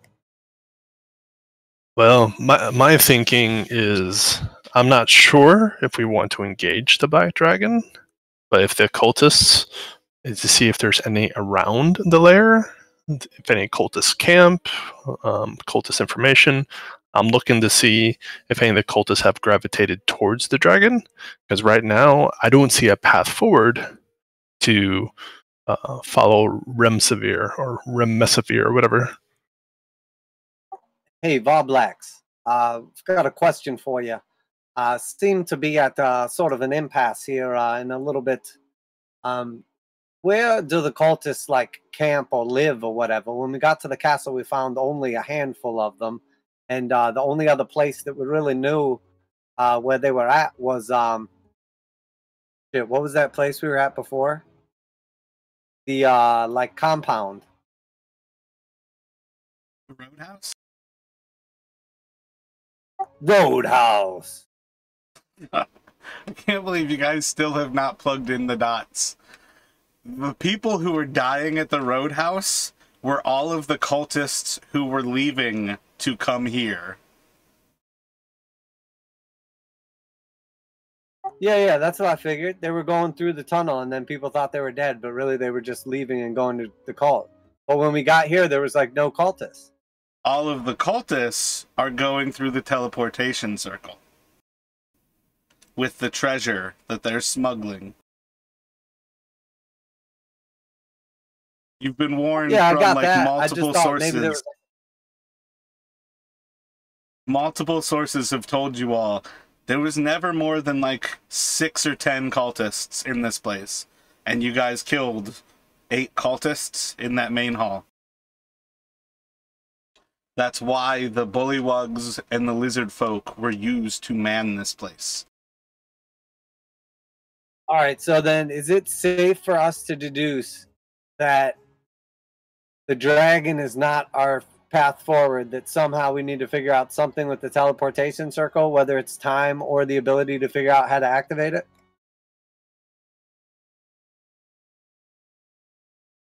If you're trying to chase the cult, your lead is that teleportation circle. You can gather, certainly, and I think you've heard from Snapjaw that Resmir was fascinated with the Black Dragon, and that's probably why the telescope was pointed towards its lair.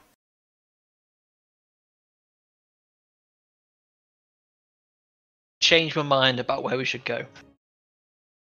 Do tell.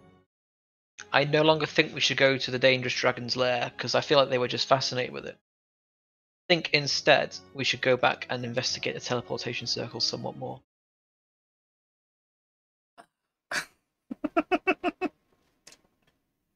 Pharblex is going to saddle up to Sarad. So tell me about this wine and your god of destroying earthly enemies. Earthly... It's not about destruction, it's about celebration. Big difference. Celebrating their death? Behind Pharblex, I'm like nodding to her. Mm-hmm. Yes. Yes, absolutely. So, like, you just drink and your god comes down and destroys them? I nod emphatically. You drink it, it doesn't matter. You It's just more want half and... It's more of a solemn affair. Kind of like... I don't get the laughter part. Maybe I need to drink more. We should go look for some wine. Awesome. Do you guys follow Pharblex? I do. Where? Follow him where? To look for some wine. I don't follow anyone I think we should stay on track. I'm gonna go take another look at the teleportation circle and see if we can figure anything out there. Maybe the book we found, or I don't know. I really can't understand any of it. If we had some sort of magic user, perhaps.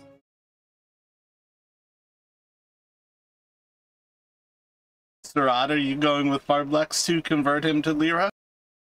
Yeah, of course. And Arlyle? Are we splitting the party? Who's staying with Doc and who's going with Pharblex? Well, that's the question, I see. So if half the party is going to go towards the wine investigation, I feel like we should humor it temporarily and then circle back.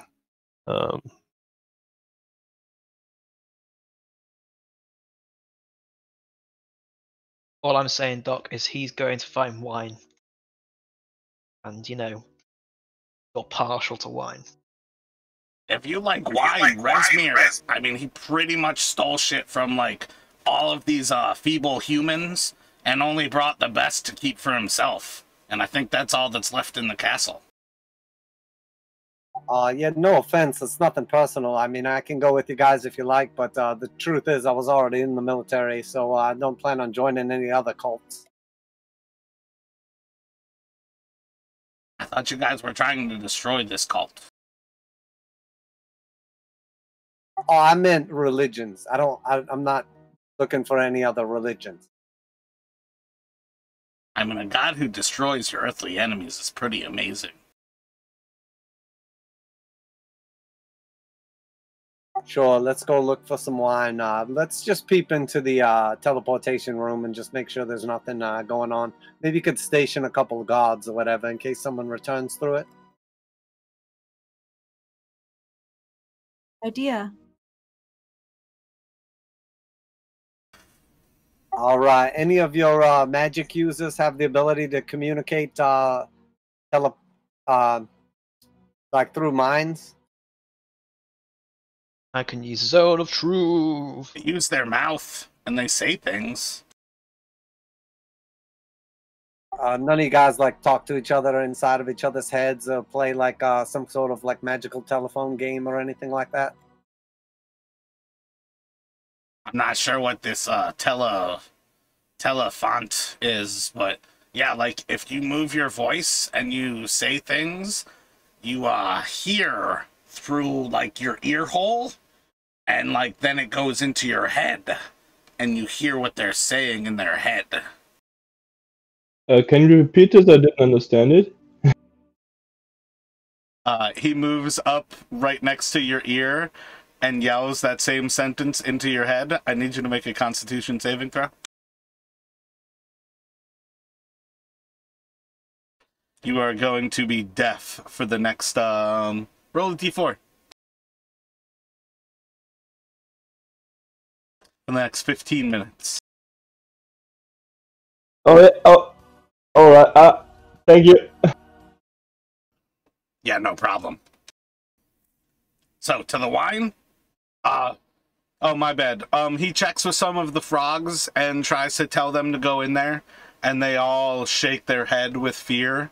The closest they'll get is that, four-way corridor. Alright, yeah. So have them leave some guards at the four-way corridor?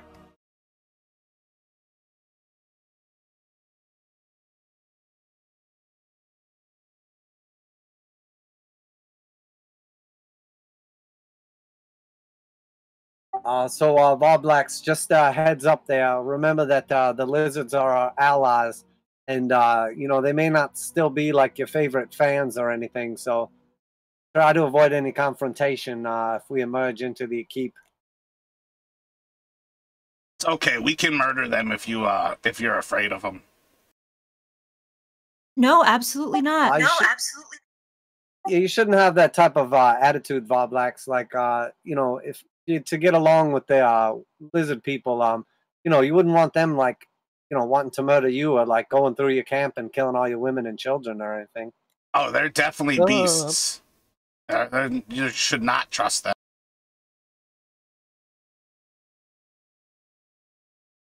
You guys just let wild animals run free? Well, I'm sure if they're as weak as you say, that your camp outside with all the women and children is probably fine. I'm sure your son is just wallowing around in a mud puddle right now as we speak.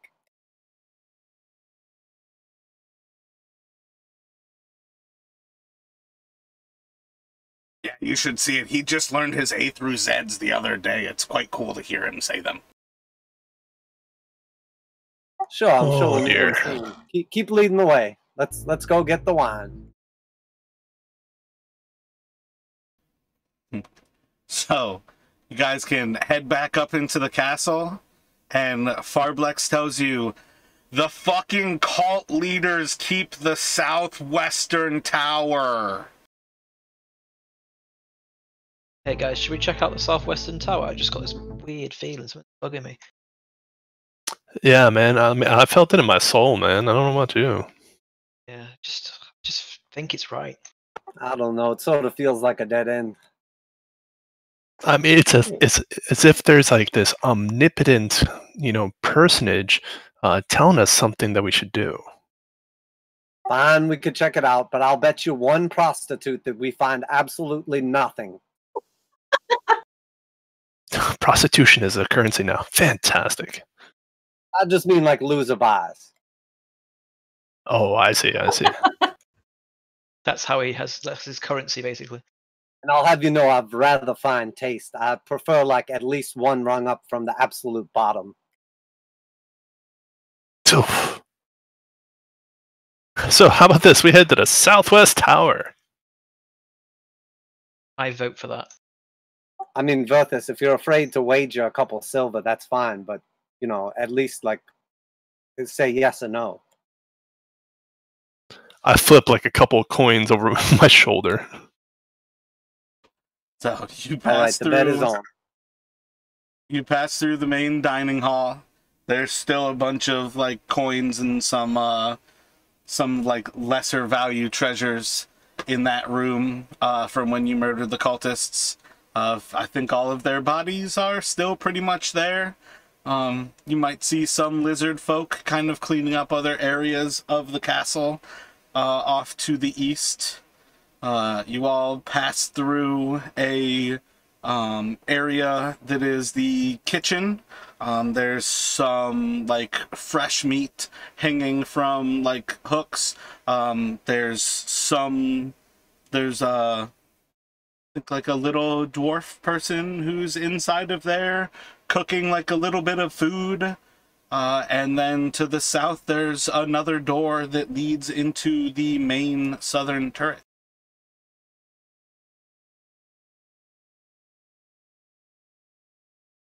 Wait, do we somehow leave a dwarf alive in the castle?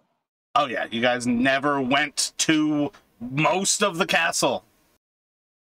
Really? The moment I had a cultist point you, that's where the underground is. That's where you went, and have been trying to get you back into the castle ever since. Well, you finally accomplished it, mate. I'm proud of you. Yeah, only had to yell at Sarad to be like, tell me about this drink and this need for wine so you can try to convert us. And that was my trick. Jared, you fell for it. It was so effective and so wonderful. Oldest trick in the book. Because you gave up on it, and I was like, no, stop tricking Sarad. She's the one person who has at least the like hint of where we can go back into the castle. Thought we were still in the castle, just or some shit. Yes, but you guys explored all of it, and you found nothing. Well, we found a new friend. We found ourselves.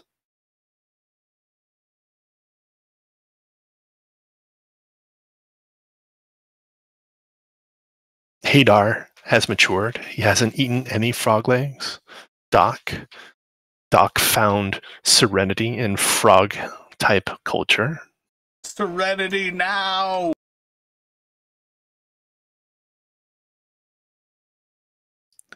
And we have expanded the influence of Lliira as a god of destruction.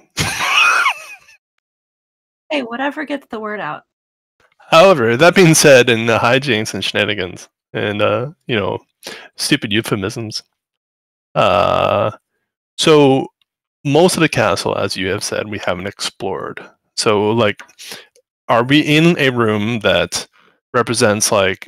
So I feel like we've explored to the northwest because that's where or the southwest, I should say, and that's where the down to the catacombs was. Actually, it was that northwest tower we went down. Yep, northwestern. So I'm assuming, I mean, we went through the stables too, and we had some like feeding lizards, bullywugs to various creatures and so forth. So are you saying that the southwest and maybe the northeast are areas we have not explored? You basically explored the southeast part of the castle. Mm-hmm. And the keep. And also we've explored that northwest one as well, right? I mean, you opened a door and then went down below, but you never went up. Went up. Okay.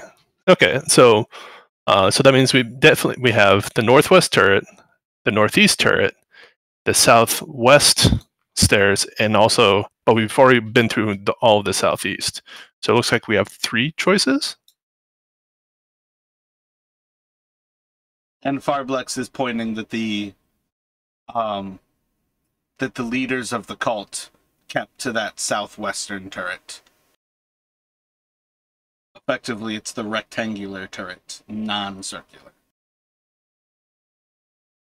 I mean, now that we kind of know this, maybe our heads are on straight, and maybe it was just the mist and the fog down in the catacombs that were clouding our brains. That's exactly what it was. That and the overwhelming smell of shit. That's exactly it. That shit was potent. Tripping balls on shit. High fiber diets. Ugh. Oof. Pharblex, I trust your judgment that there is 100% for sure more alcohol. So that being said, I'm going to drink both my flasks, like the remainder of my alcohol.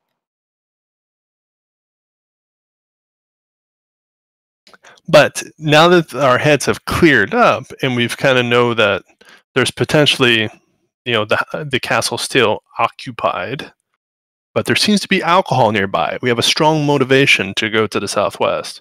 I say we go to the southwest looking for alcohol, but we also know we might have competition for that alcohol. No, you can have my share. I don't want anything of the alcohol. Pharblex definitely seems to think that if he drinks enough alcohol, all of his earthly enemies will be destroyed by Lliira. It works, because technically you'll drink yourself to death, so therefore you won't need to worry about them anymore. Can't fault the logic. Lliira be praised. That's right. Lliira be praised. So, as you all pass through the kitchen, do we lose Hadar and split the party? I think Hadar is just saying no to alcohol, right? Or is he saying no to following us? Yeah, I'm thinking that maybe Hadar has to make a wisdom check to stop in the kitchen. Yeah, I think it would be a good thing for me. So make a wisdom check. There's enough food to feed an entire castle. Are you able to walk away from it, Hadar? I thought I'm able to walk right into it. I mean, I feel like your DC is 13, so I'm pretty sure you stop to eat, but I'm asking you if you walk away from the food and continue with the party. I'm gonna try to grab something real quick and then run back to them afterwards. That's not even cooked. What? No, that's raw. It's... Oh, he's gonna get an infection. That actually I think he's done it before. That might actually explain why he eats constantly and never gets bigger, is because he's got a tapeworm. Just about to say that, yeah. Must be a really big one. And self-confidence issues. As you move beyond the kitchen, you head into this lower hall. Seems to be a makeshift chapel where there's some like stone carved statues of a 5-headed dragon. There's a few like reed pallets kind of set about to kind of like create almost like little pews. And then to the western end of that room, there are stairs that lead up to a higher level.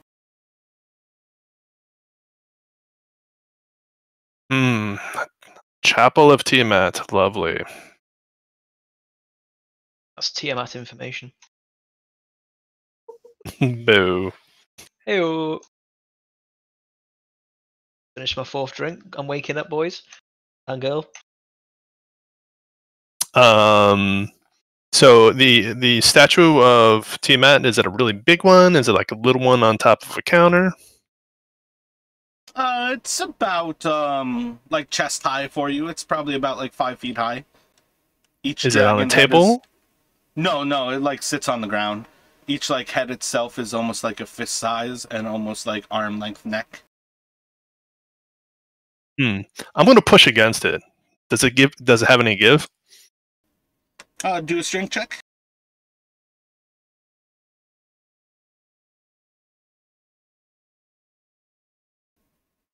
Slides a little bit. It's definitely hefty. It seems to be made of maybe like a hardwood. Nice. I'll knock it over.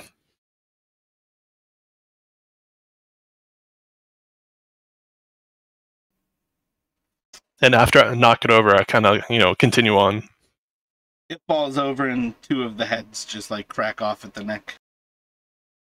Excellent, excellent.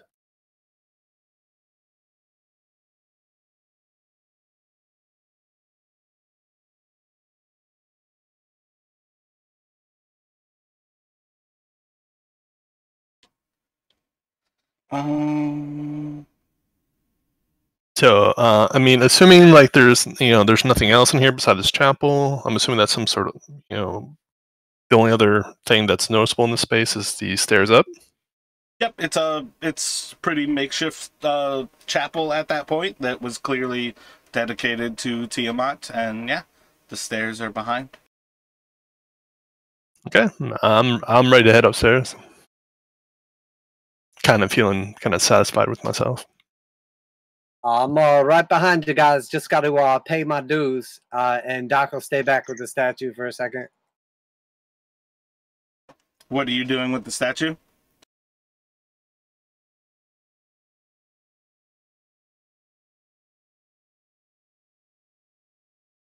Oh, I'm going to pee on it, but in real life, I'm actually going to pee. I cut my hands. Nowhere near him, of course, because that would be disgusting. Purify food and drink. Mark off the spell slot, and you drink perfectly fresh water. I don't have that spell, so I'm just going to stay as far away from it. Stay thirsty, my friends. Everybody's moving up the stairs with Verthus? Yes. Yeah. Sounds like it.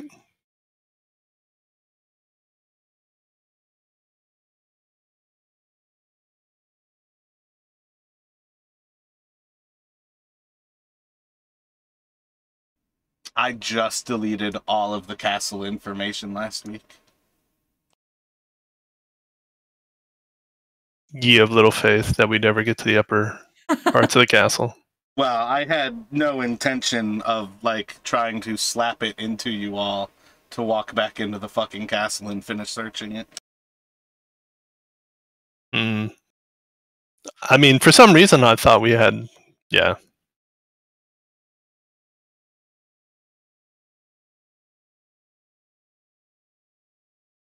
So moving up the stairs, you come out inside of a small library.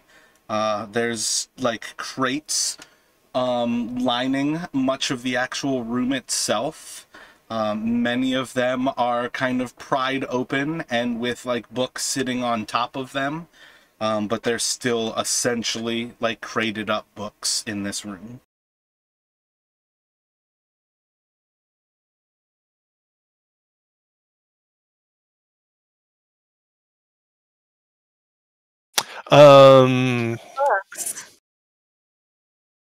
Crates and books and so forth is what, kind of like a storage room we got here?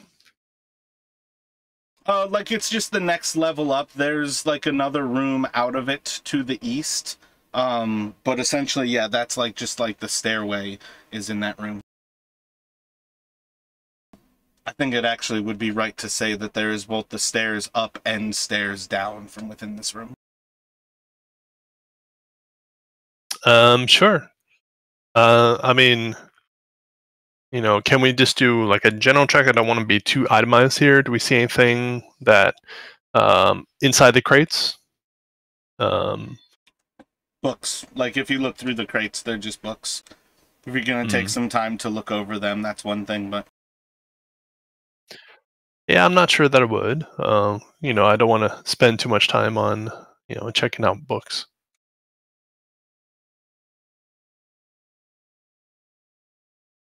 But I am curious, to make sure that we completely search through the castle, that maybe we check the room that's attached to this level.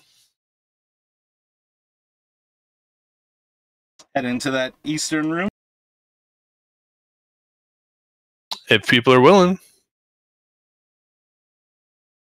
I mean, are any of the books significant? You can do an investigation. Okay. As you start to move into the eastern room, Verthus, you see that there's actually like chairs set up next to like a hearth there. Nope, they just seem to be a bunch of different titles, as if these are like crates of collections of books that they have been stolen. You grab at them and you don't even notice any rhyme or reason linking any given book from the next. There's no overarching like theme to any of them. There's plenty of nonfiction. There's histories of the green fields.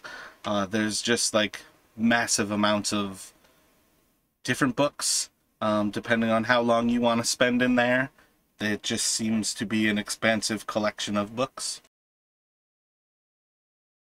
I'll say like, oh, I heard about places where you can just buy random books so you can fill up your shelves and look really smart. How dumb, right? Yeah, it's way easier to just eradicate a people, and then you can take all of their books. And they're, well, you probably still wouldn't read them, but... Oh dear.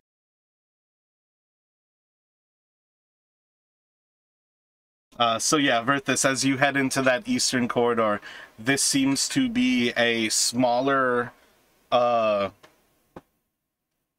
this seems to be like a reading room, where there's a few chairs set up.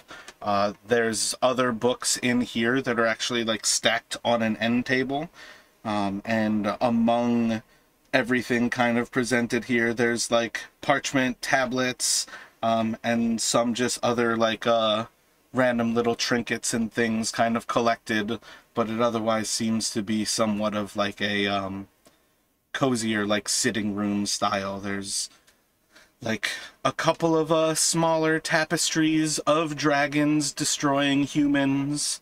There's some beautiful red dragons breathing fire onto water deep. Some wonderful things of the destruction of humans and the glory of Tiamat. You know, on the any loose papers or so forth, you know, investigation check or perception check, any of the information that might point towards people of it, you know, maybe not necessarily people of interest, but points of interest of the cult, any plans, you know, anything that I can, you know, even an insight check maybe on what the information could be researching. You can do any of those checks, and what I'll give you will be based on what you roll and which check you choose to do. All right, sure. I'll start with insight to see if I can see what's going on here.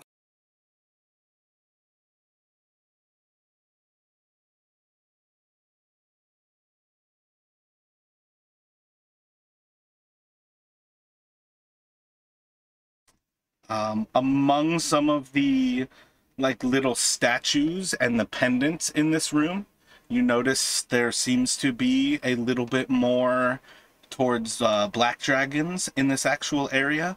You kind of gather that perhaps this was Rezmir's like sitting room, and kind of flipping through a few of the titles, it seems like perhaps he had collected the different works on dimensional travel, like accessing the 9 hells, and different subjects that seemed to be kind of moving between the planes. But not teleportation circles? No, I would probably with an insight check. Like, he gathers with his insight that this seems to be a room that has a little bit more dedication to the black side of Tiamat, and which would clue him into Rezmir, and then to the fact that it seems like this is his personal study for trying to figure out how to get Tiamat through from the 9 hells.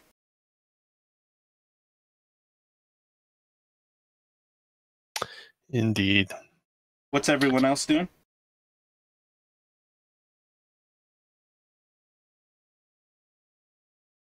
I will take a seat wherever like you would sit if this was like your main study at like the presidential desk, and just sort of like rifle through the shit looking for anything important that catches my eye.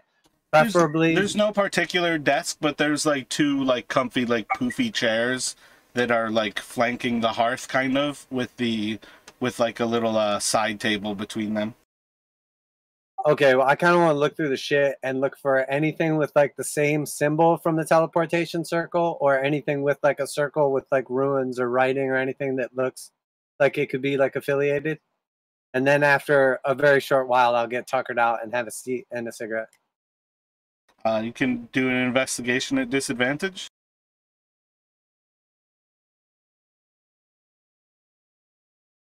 Solid. You browse Doc through. is literally the perfect character. Browse through for about whatever like, I'm doing, he automatically does it perfect. You browse through for about 5 minutes and notice that like all of the books collected in this room are kind of like about the history of the Sword Coast, about philosophy, mathematics, astronomy, magic, and then about half of them are theoretical works on reality, time, and dimensional travel. And then you're like, yeah, fuck all of this. And I imagine you probably also burn some of the books as you throw it into the hearth. Yeah, sounds good. I'll take one of the books with me that's on like dimensional travel or whatever, and I'll pretend to read it, but really I'm just like power hitting my cigarette, sitting in the chair. I'd probably be trying to talk to Pharblex, like telling him parables about, you know, how you're better united than you are divided and all that kind of stuff. Yeah, because if you unite, you can wipe out your enemies in a single swift blow. He misinterprets every single parable that you share with him. No, I'm just trying to get him not to fight with the lizard. Actually, you know what? I rolled high for that one. I've rolled a lot of like 2s and 3s with like all of his checks against you. But yeah, he kind of understands that a little bit, but he still has that tinge of like... he still kind of understands Lliira is going to help him destroy the lizard folk. And he's like, wait, why would we unite with them? Baby steps, I guess. I mean, upon hearing this conversation, Berthus is smiling at this point. He's like, Hey, Dar, Arlisle, y'all doing anything in this room? Nah, I'm just, I'm not doing anything weird. I'm just present.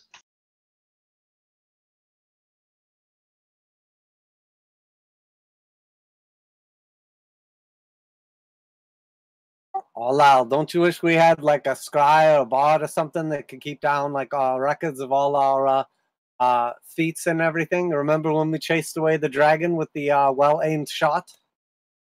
Oh, those were good times, man. I remember it like it was only yesterday. One day they'll run. That bitch went running.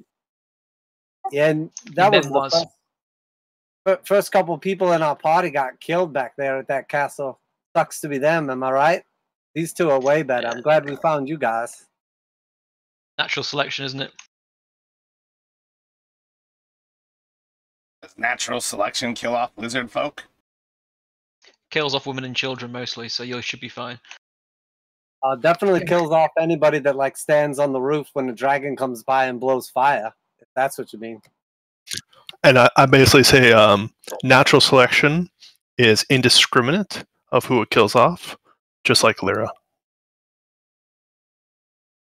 I like the thought we could target who Lliira kills for us.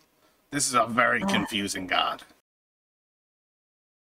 I kick Verthus.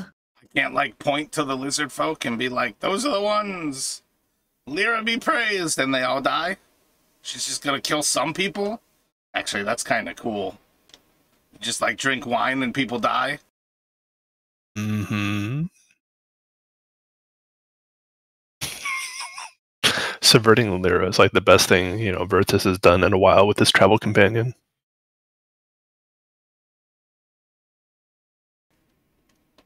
I mean, I've got to admit to you, Teresa, like, as fun as it would be to see what would happen to straight convert him to Lliira, every single god that he worships is a completely bastardized version of that god, so there's no chance that he's gonna just understand what Lliira is.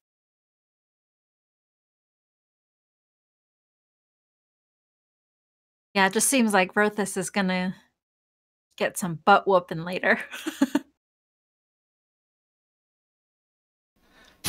Or I'm secretly, trolling Sarad, and using Kelemvor as like a template to basically Lliira to override. But that being said, unless anybody else wants to do a check in here or search for anything, I'd say we move out and up. So heading up the next flight of steps, you head directly into a room that is very much more clearly an office. There's a single seat. It sits next to a desk, essentially at the top of the stairs, overlooking where you would walk into that stair. And flanking the desk are 2 obsidian dragon statues.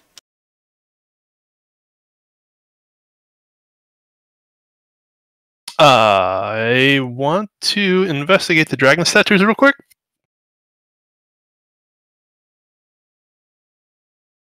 And what are you looking for? Anything with my dragon scholar knowledge on the dragon statues to just make sure these things aren't a threat. I'm not sure what Dragon Scholar would have anything to it. I feel like that's more of like a book, like well read on like a background. Sure. So you could do like a nature check. I don't even want to call out Arcana. I think we've already well established that you all have no sense of magic. Or religion. Or religion's gonna be a very different kind of... looking at them from the top of the stairs, just kind of pausing the moment you, like, lock eyes with them. You're, like, worried whether these are some sort of, like, obsidian drake. And after a few moments of, like, pondering and looking over their physicality, you see pretty clear signs that they just seem to be, like, extremely ornate carvings of massive chunks of obsidian. Like, they're single pieces of obsidian. And each of them are carved exactly the same in the way that you're pretty confident these are statues. Okay. Because, what I was trying to do there was, like, as soon as I see something flanking, something that looks like it's important, I'm worried about, like, if they were some sort of guardians of this room. Oh, they 100% have that look. You walk up the top of the stairs, and there's the desk sitting there, and on each side of it, there is a black dragon staring at you. Right. Okay, cool. Has anyone checked for traps?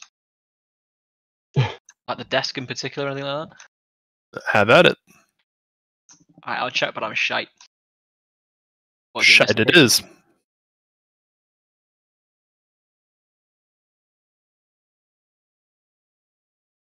I would have got a nat 20 on one of those, but there we go. 13. Looking around, this room seems absolutely pristinely kept. There doesn't really seem to be anything that would give you a sign of a trap, and you feel pretty confident that it's safe to go through this room. Alright, is there like drawers on the desk or anything?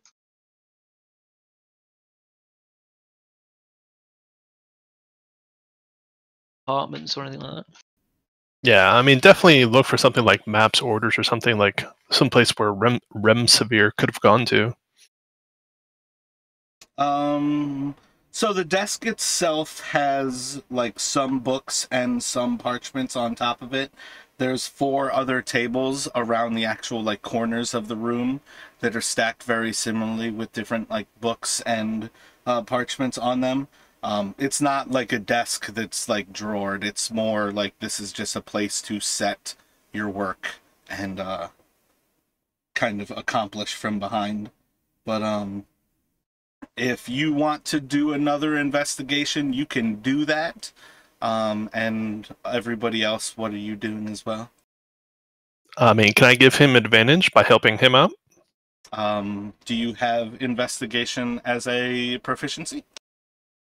Sure. Most certainly. Nope, I do not. So. Yeah. Let me know if any of those are locked. I could give you a hand here. I've got investigation, so I can help him. I can do what Verthus wanted. Give him advantage. I can do guidance if anyone needs it. Guidance and advantage now. Let's do this. Hold on to your horses. I'll rub Arlyle's shoulders while he looks through the drawers. Oh, you got this. That's 20. Dig deep, my friend. My -1 makes it a 19. And then guidance roll. Makes it a, what's it for guidance? D4. Sweet.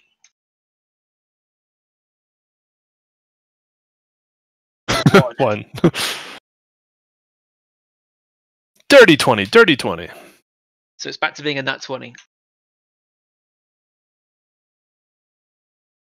Searching through everything on the desk, there seems to be a kind of like theme to a lot of this is sort of studying Vorthammer and the Black Dragon of the Mirror Dead Men. A lot of these things seem to be handwritten notes about it. And there's... Roll an intelligence for me, Josh. There's a lot of notes about the Black Dragons. It's going about...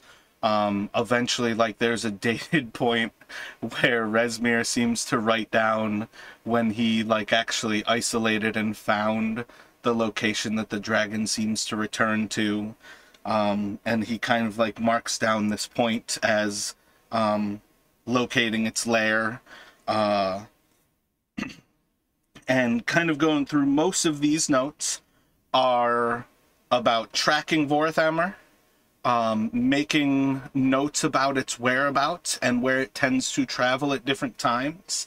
And among other things, it seems like plotting and planning using the Black Dragon mask to influence Vorthammer and the first meeting. The dates don't seem to meet up yet. He had not ever gotten close enough to push to contact and an attempt to have this conversation with Vorthammer. You do notice in his notes that they kind of drop off before it gets any closer than that thought. And as you're kind of going through everything, you see one little piece of parchment that just doesn't quite fit into anything. It's torn off from a chunk of other things, and it just has a single word on it.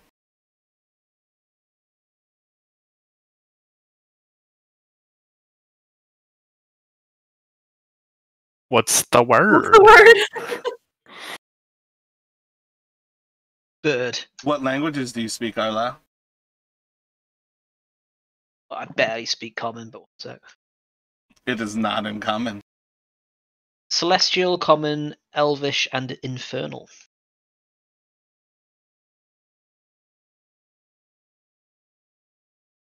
AKA no draconic. Looking at the word, you notice you actually do recognize this word. Gasp. It's just a single word written in Celestial. And the word written on this piece of paper is Drazier. Oh, Drazier. Do I know what that means? Is it a name, I'm guessing? I say, oh, I wonder if that's the key for The the circle. password. It's too bad we just killed it, though. Arlyle, hand me that very insignificant small piece of scrap paper there. I've got a booger in my left cave. Yeah, sure. I screw it up and chuck it to him as a ball. It's just some nonsense, guys.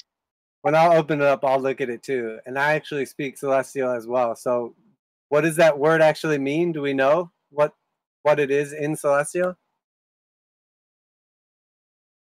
It doesn't translate. I bet my nips that that's the password for the summoning circle. Or teleportation circle, even. How many nips are on the line here? 100% quantity. That sounded At like least- a bong rip 100% right there. It's at least 2 grams of nip. 2 grams. He's got small nips. Half a fluid ounce of nip. You might actually be onto something here. Seems like rather like conspicuous that you would leave a single piece of paper with like one word in Celestial written on it amongst like all of this other organized like books and dragon text. Does anybody know, like, if we just like read the word and stand in the circle, does it just activate, or? I think mean, you need to like working, but didn't you destroy it? I mean, it's not like 100% like for sure thing. It's just what it says to do in the manual, but we can maybe just go down there and kind of dust it back off and it'll probably still work. Yeah, I feel like it's like a temporary blocking ritual, you know, like it would say in the manual. It just stops its use temporarily. As soon as you brush the brush back off again, you'll be fine. Yeah, it said I in see. parentheses, like, peace of mind, effectiveness limited. So I mean, I wouldn't say it's 100%. Just before I let you all run too far with the baton of single thought processes, I don't see why everybody's passive perception wouldn't be high enough to notice there are other rooms up here, but Sarad and Verthis would 100% have high enough perceptions to notice that there are more doors up here, and this is not all that is up here. Well, sure. so this is our only option to go and try this word on the circle, unless anybody else has any other ideas. I say we check out the rest of the rooms on this level. Oh shit, do you think they appeared when we said the word?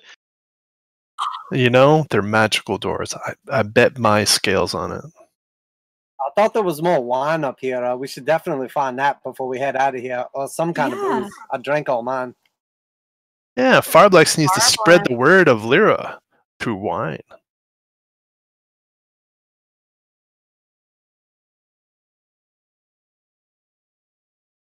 So heading into the next room? Sure. What have we got to lose? Apart from the nips I gambled. And the scales. Oh yeah. It's all to play for. It was nipples versus scales? No, just separate bets.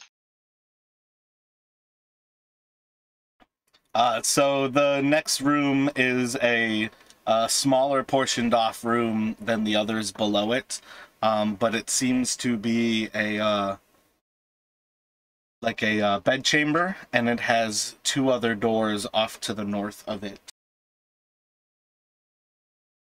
What kind of... Have we gone in yet, sorry?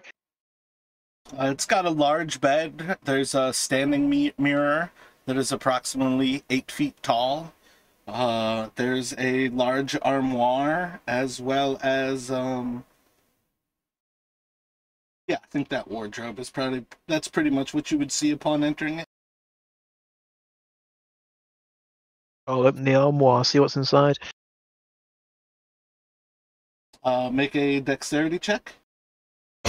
Oh wait, no, my bad. It is going to be a dexterity saving throw. That should add it. That'll pass. Let's see. My scales are safe.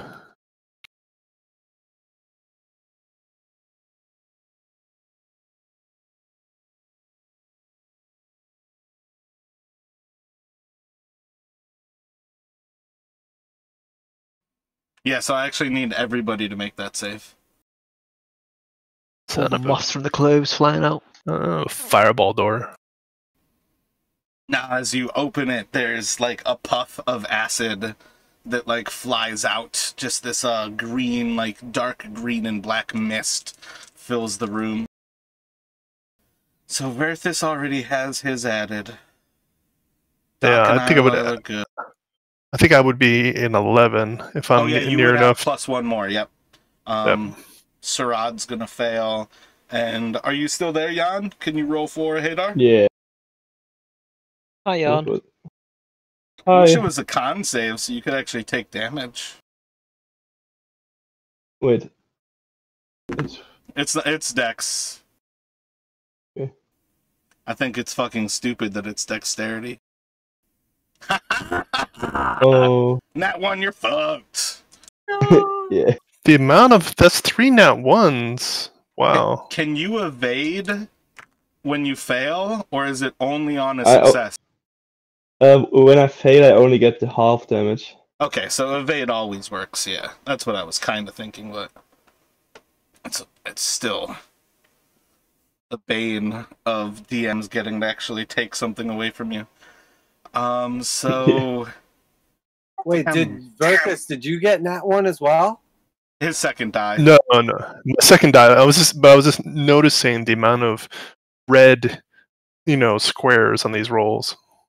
Oh, you threw me off because I remembered people were like exhausted last session and I couldn't remember what it did or what level it was or whatever. That is crazy as hell that 2 people got a Nat 1.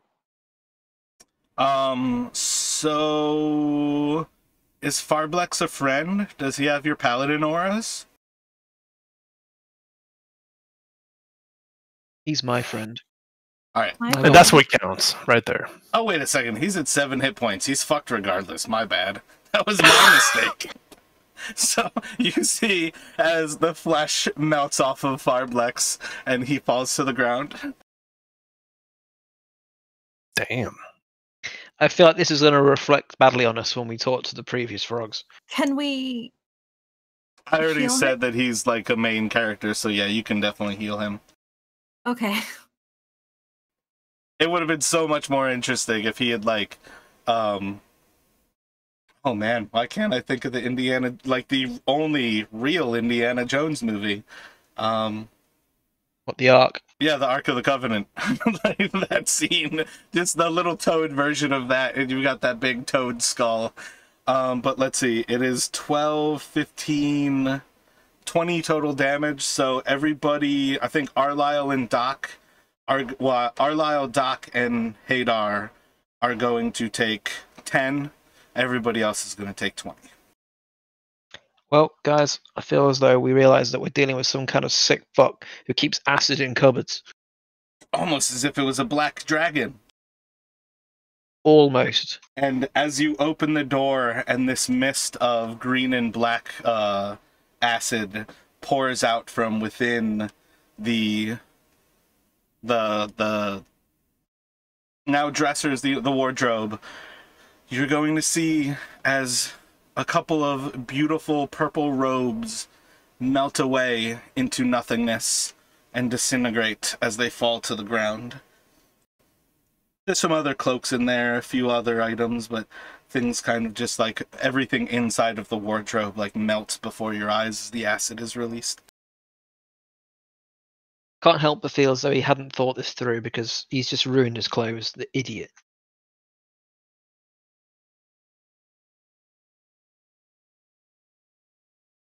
Brad has a sneaky smile. Pharblex, you don't look so good. You all right there, buddy?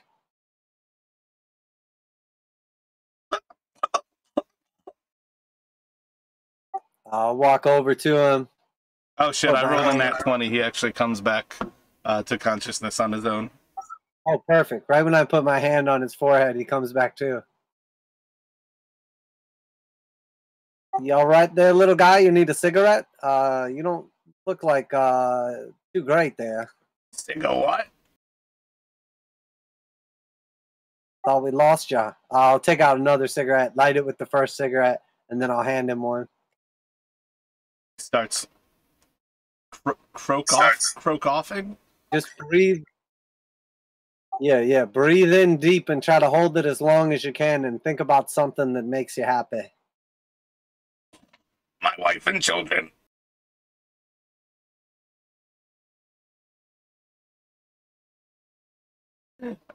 So, most of the bedspread is now ruined. But but there's still the 2 doors to the north of you all. I can't wait to open the armoire in the next room. Maybe we should check for traps there. Can I have a look at this one and see if it looks like there's any kind of like triggers or anything?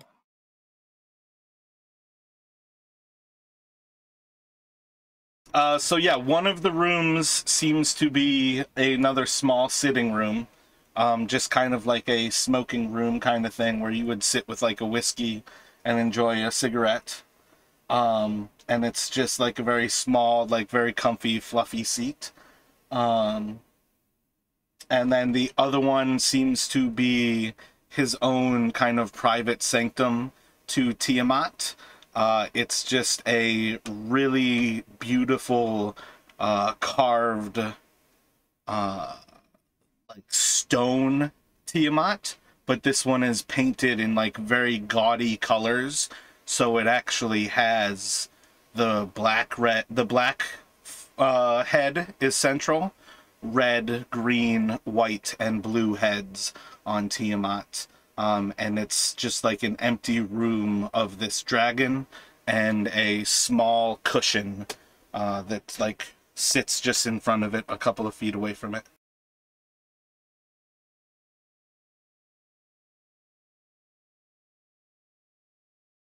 Some sort of like a prayer chamber or something like that?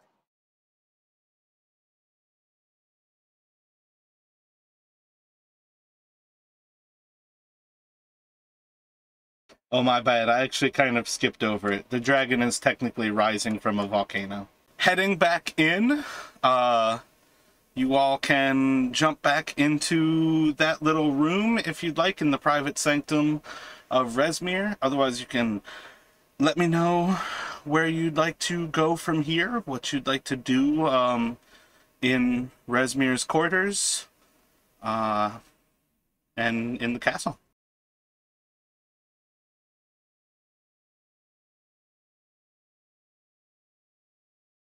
Verthus, you see any like important dragon stuff? Is there any like specific meaning about a dragon coming out of a volcano head or anything?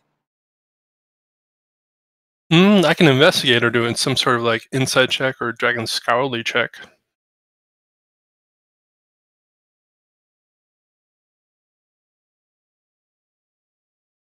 If you want, I can hold your tail while you look around.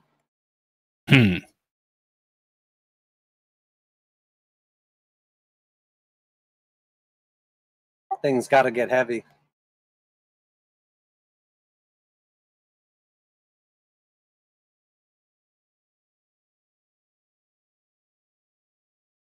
So, interpreting the volcano, Jared, I mean, the dragon out of the volcano, I mean, do I get any sense of what it does? Or I should say, mean? Give me another moment here.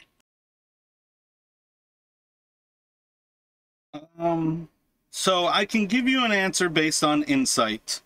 Your dragon scholar would not be an insight check, though, to do that. So if you want intelligence for that? Yeah, it is an intelligence check. It's basically recalling information that you've read in the past. Like, if you want to do it as an intelligence, yeah, it's still going to be, I mean, you crit regardless, or you rolled a 20 regardless, but the +2, probably not going to change much. I think the significance would be in that Tiamat is rising out of the caldera of a volcano, and perhaps the volcano is meant to be the plane of fire, or perhaps it is meant to be the hell in which she has been banished. Otherwise, seeing it beyond like an allegory of rising from the fire, it's kind of hard to interpret this as anything other than kind of just a statue praising Tiamat and her glory.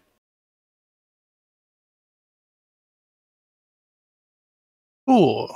I mean, this was a statue or was this a painting? I forget. It's a painted statue. Like, I don't know if anybody is familiar with, like, how the Greeks painted statues, like, very gaudy colors. It's actually one of the things that, in my opinion, is, like, really lost on when you look at beautiful sculptured statues, is that they were often painted yearly, so they were very bright and, like, I don't know, they just kind of slapped you across the face with, that's not normal. But yeah, it's basically painted, but still a stone structure.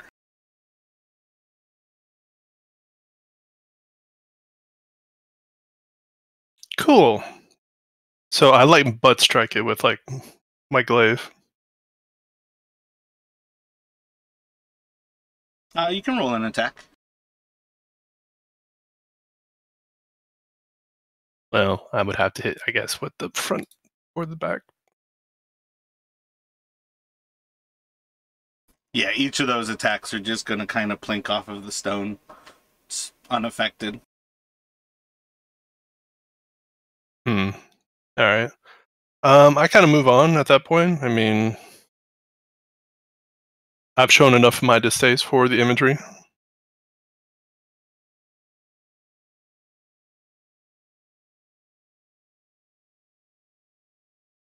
While Verthus is going Street Fighter on the statue, I'm going to ask Pharblex a couple questions.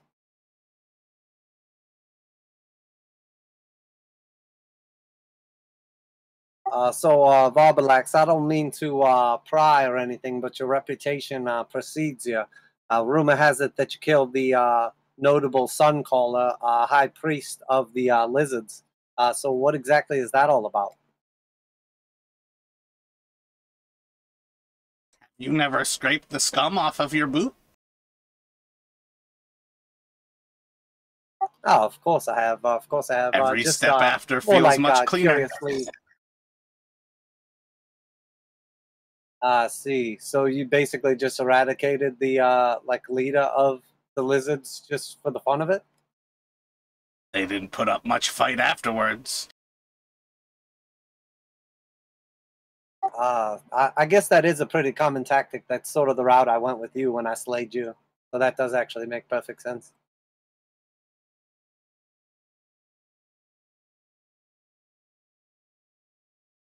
Definitely effective tactics.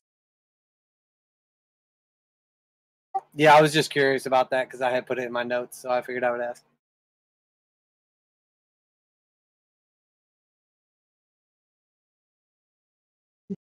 He's just gonna kind of touch your arm and say, "True, true."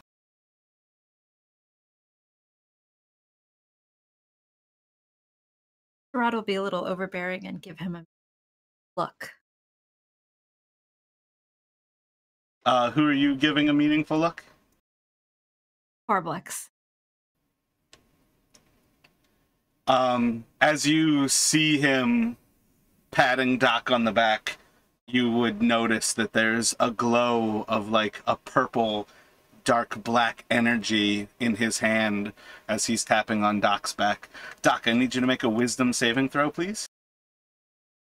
And Pharblex is just going to look over at Sarad, kind of like embarrassingly, and just kind of croak a little bit, and kind of slunch down and move towards the north.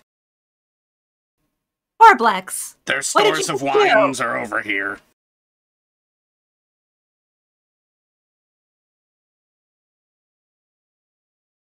I guess like seeing her say that and Pharblex walk away, I'm going to ask Pharblex one more time. Pharblex, are we cross? You don't hold a grudge, do you?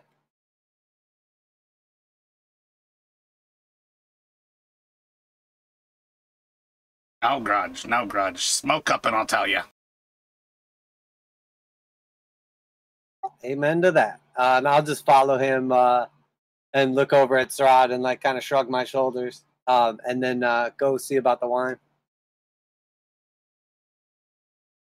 I'm gonna run up to Pharblex and take his hand and look at it. It's like a light green webbed paw with like 4 fingers, basically. but it doesn't seem to be like emanating magic right now. I'm gonna say, Pharblex, are you like them? Do you use electricity to hurt people? Ah, it wasn't electricity. What was it? I was trying to curse him. Why? I wanted him to die. He's mean. Why? He fucking stabbed me with 3 daggers. You didn't mean it. I mean, I just wanted him to, like, trip, fall down the stairs, and break his neck or something. You know, something simple and innocent. Lliira does not approve. Yeah. Well, No, I have to Blacks, drink that's a hell of a first, thing. and then he dies. I'm sorry. Oh my god. The wine's over here. We're almost there. That's a hell of a thing for you to say to me.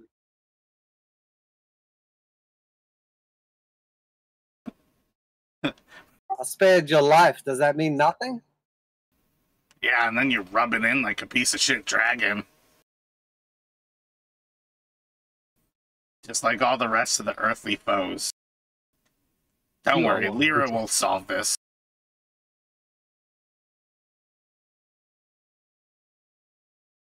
Break it to you, but Lliira is on Doc's side. Fuck! You got another god? Doc is one of the most Lliira-like celebrants I've ever met. Do you got another one? Pharblex, don't believe everything you hear. Just be careful which gods you pray to. I'd hate for something to happen to those you care about. And I'll give him a wink. He pulls out like 9 different necklaces with 9 different pendants on them, and he's like, which one removes your foes? I got a few. I don't mind praying to other ones. Don't drop it or it might remove your toes.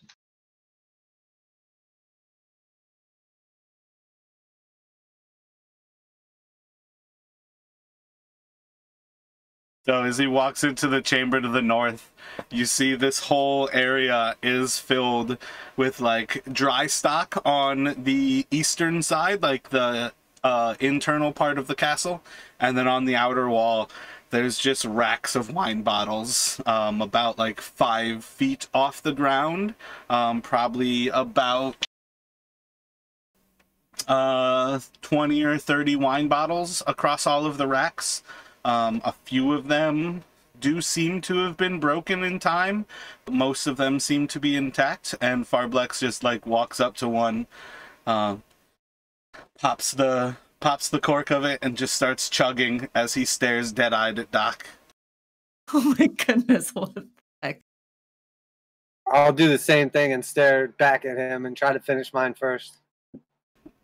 Make a Constitution saving throw. Challenge accepted. Within a few Eat that, moments, Pharblex. within a few moments, you see as Pharblex like hiccups, choking a little bit on some of the wine, and he just falls over, and about 3/4 of the bottle of wine just start to pour out on top of him. Ah, amateur.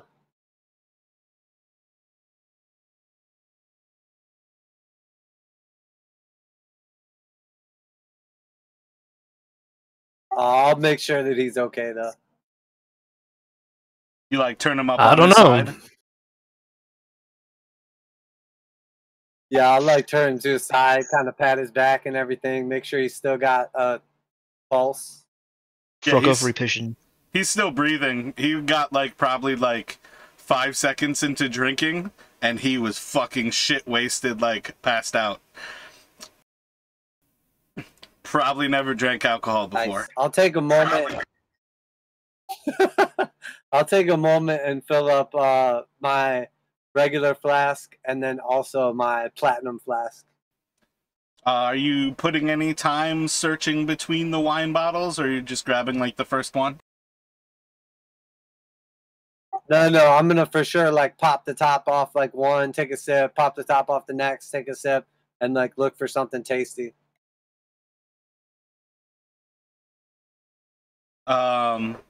Yeah, roll like a investigation. And what are you looking for? Like tasty? You want like sweet and sugary? Nice and no, nice and strong. When I say tasty, I mean something that's a banger. Put some hair on your nuts. A few moments into searching, you get like through like 4 or 5 bottles, and a lot of them are like stronger, older vintages. But after quite some time, you do find a like a cold wine. It's not like port that's fortified wine, but like some cold wines tend to be extremely high alcohol for like less condensing, and that's kind of like what you find. It's like very flowery, like high florals on the nose. It's still quite thick, but it's almost like a peach orange with like a tint of red to it. My bad, you don't really see the color. Oh yeah, you do. Okay, pouring it in the flask, you would see color.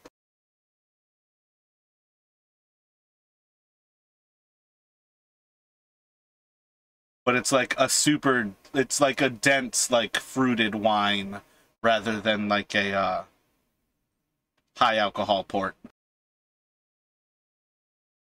That's what's up. I'll fill up with that, and then I'll offer some to anybody else, and then I'll just keep the bottle and kind of sip on it. I've just already tried to pocket as many bottles as I could. Yeah, I think I got 27 total bottles. Doc has opened, so 22 bottles after Pharblex passed out, and Doc chugged one. And then Doc probably poured like half of his that he's then drinking on, so there's like roughly 24 bottles that remain. Well, as he sipped... This is an emergency. As he sipped out of all of them? He sipped out of 4. There's 20 unopened bottles probably at that point. I'm going to take 4 bottles that he hasn't sipped out of. I don't want the black lung. Oh, you know what? I noticed last time you definitely super encumbered Arlyle when you picked up treasure. So you'll definitely have to dispose of some treasure.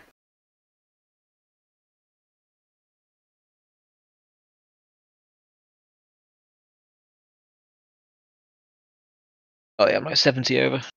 And I definitely love the idea of throwing wine bottles into a bag of holding.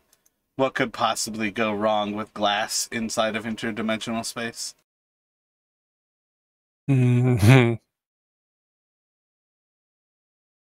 Oh, I meant to ask you too. Is there anything like particular about that sword, or do I just need to like put a great sword on, or what's the deal? I have no intention of actually using it. I more just saved it as like our trophy.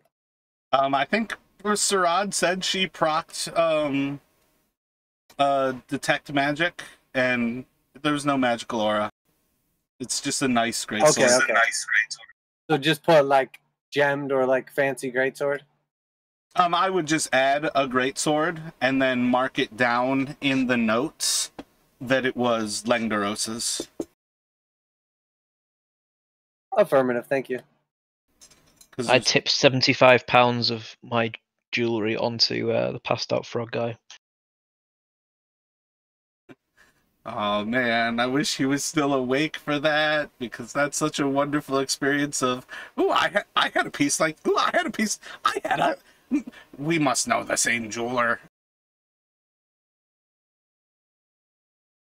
I'm just going to think when he wakes up that it's all come to him. Every time I rolled to see, like, if he recognized something, I was also rolling, like, 3s and 4s. It was fucking amazing.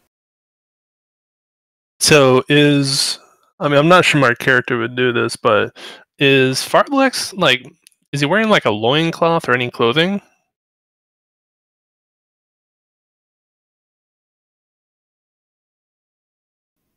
I feel like he has druidic garb, which I would say it probably is like leathers. And if I can flip to it, so he's got kind of Yeah, it's like a brown leather like loincloth, and it's almost like tied around him, kind of like a gi, where it's like kind of like a brown leather like top that wraps like from left to right and right to left across his body to like complete the shirt. And then he has like a long red scarf that kind of drapes over him, like a priest's. I can't think of the name of the actual thing. Scarf is the only thing that comes to mind. So are we going to try to continue to take Pharblex with us, or his little revengeful self we're going to kind of tow along?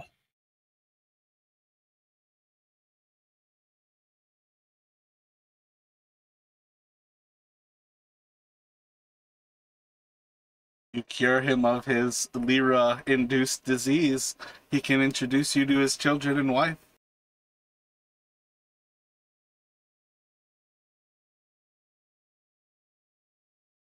Doc will just like stand over Pharblex for a minute, like staring at him while he drinks his wine, and then I'm gonna go through his pockets. Well, we're in a room that is it. Does this like door have a lock? Because what I'm thinking is leaving him behind, and I have an idea for how to leave him behind. This is just like an open storeroom. It's not even really like doored off. It's just a room like above the kitchen. You're 2 flights above the kitchen, and this is just like dry stock in the wine. Okay, it looks like Sarad's kind of like done with his shit. And and I'm kind of like, if he keeps on taking pot shots at a party member, I'm trying to resist, decapitating the fool. However, some part of me is trying to make light of his character. So I'm gonna strip him naked. I'm going to take that 70 pounds of jewelry, just sprinkle it all over him. And then any bottle of wine that's not being able to be carried or anything left over, I'm going to put one of those bottles of wine and kind of like crooked underneath his arm, and then I'm just say like we leave him there.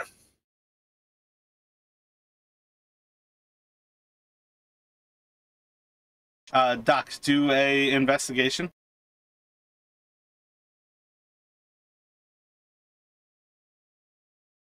I guess I'll just help Teddy or whatever, and then we can like investigate him as we kind of strip him.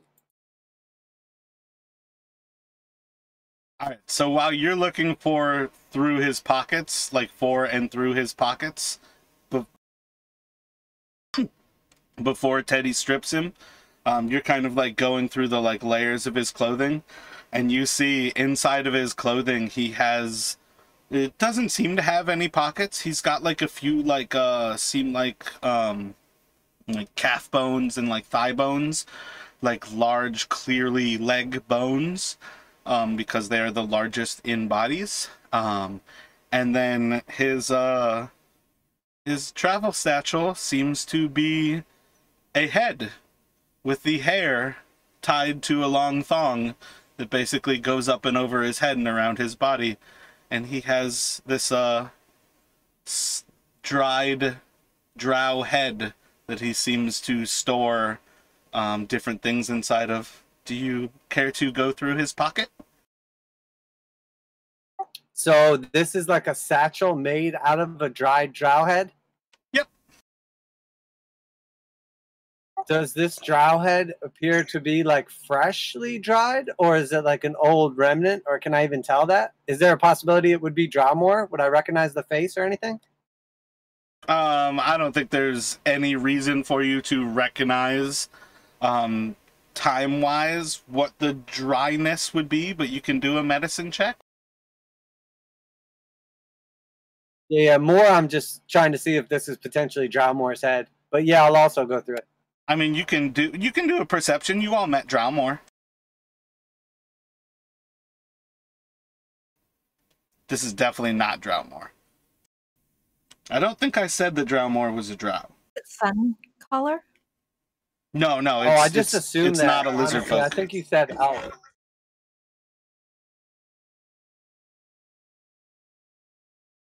Yeah, I feel like you said it was an elf. Drowmore was an elf, but maybe not. Maybe just the name Drowmore made me think that it was a drow, and that's why. She was an elf, right? She was racist against humans. Yeah, but this is like a very pale, like bluish white flesh, whereas Drowmore was.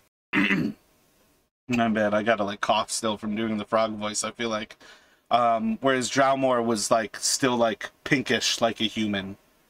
Somebody who actually had like pigment from the sun. But are you going through the drow purse?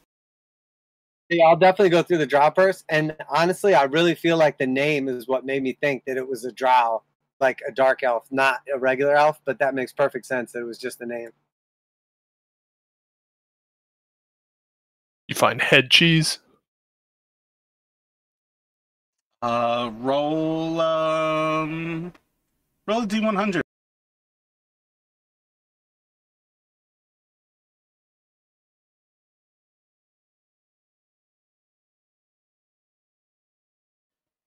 Roll 4d6.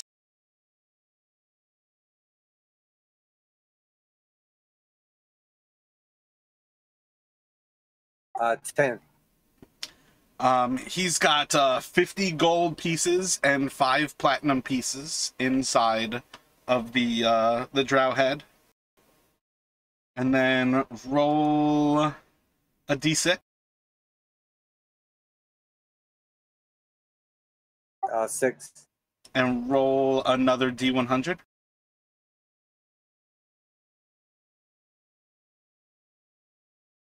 64. And let's see, roll a d8.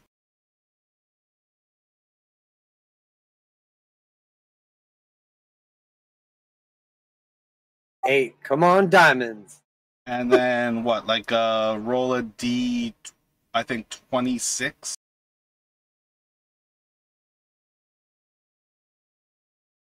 Wait, a what? /R space D, I think 26.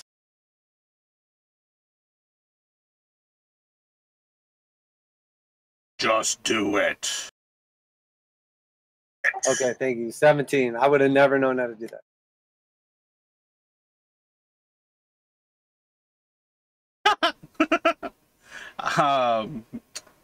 You find a piece of parchment wrapped up inside of the drow's head. It's kind of like tied around with a piece of just like a little bowed piece of fabric. And you can like pull the parchment out and open it. Doesn't seem to be written in a language that you recognize, but it is very similar in structure on the page to the book that you all found in the keep. And nobody else could read that, right? I mean, you can show it around to everybody, and after a few moments, nope, nobody can read it. It's the chicken Although, scratch actually, again? I guess, well, let's see.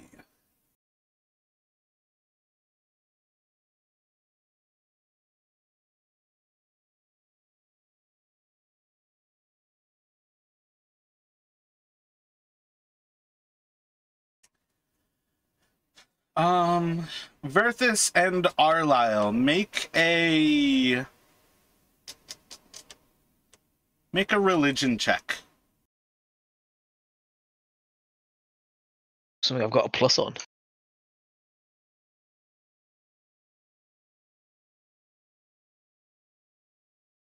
Some kind of snake eyes type thing. The actual writing doesn't quite make sense, like the words that you're looking at, but Verthus is able to identify this seems to be a coded version of the spell scroll for Magic Circle.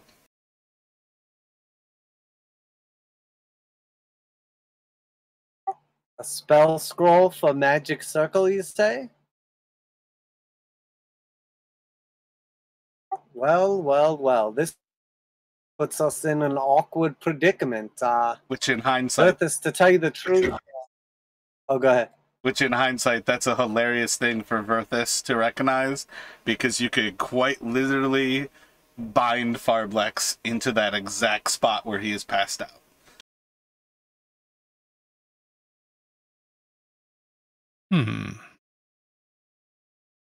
I really didn't have the intention of robbing him. It was more like curiosity that made me go through his things. But now that I know he's lying to us, I'll pull out one of my daggers and I'll say, perhaps it's time we put him to rest to be with his family.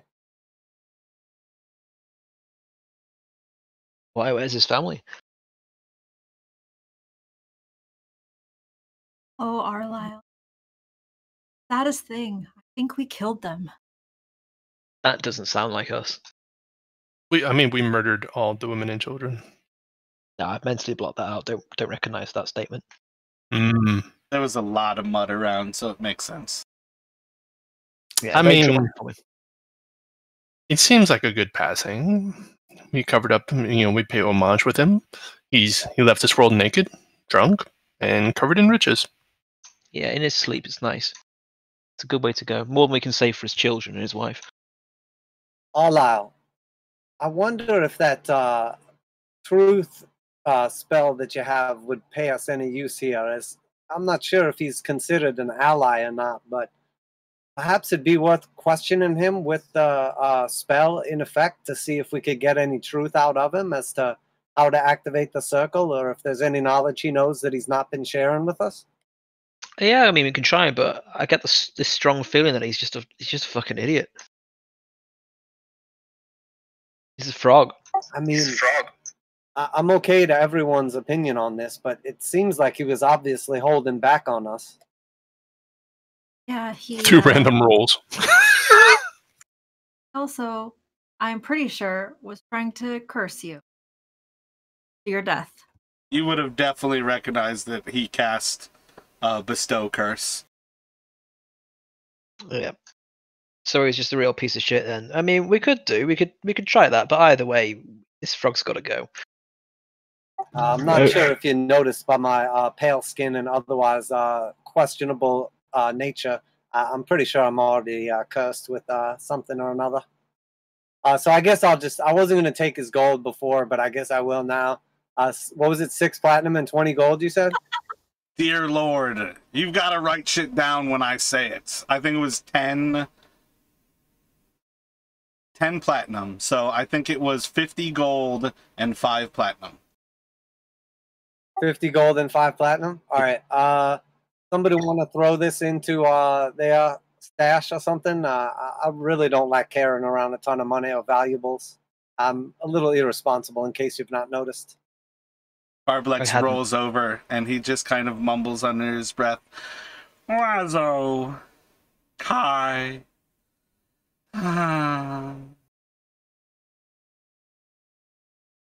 He's casting more curses. Let's kill him now before we all end up like Doc. Teddy, are you keeping the gold in the stash? Do you want to put that in the bag of holding? I mean, sure. So that was, let's see here, like 50 gold and 10 plat? Yeah. 50 and 5. Yeah, 50 and 5.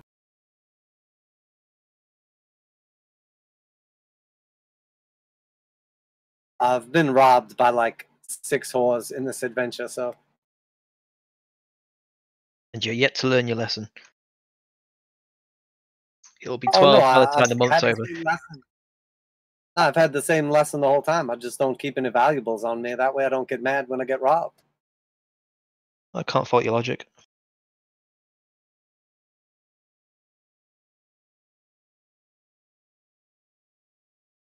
And I think, maybe for purposes of machinations and maybe later, we should probably, I'm thinking about holding on to that elf head pouch. I wonder if we can use that for later. It's in case there's some form of fashion show we have to attend. Or intimidate another elf. Be like, hey, this is what we did to the last elf. I accept your logic. Siraj, you seem like you're the only one who hasn't chimed in. Do you have an opinion one way or the other? Not at all.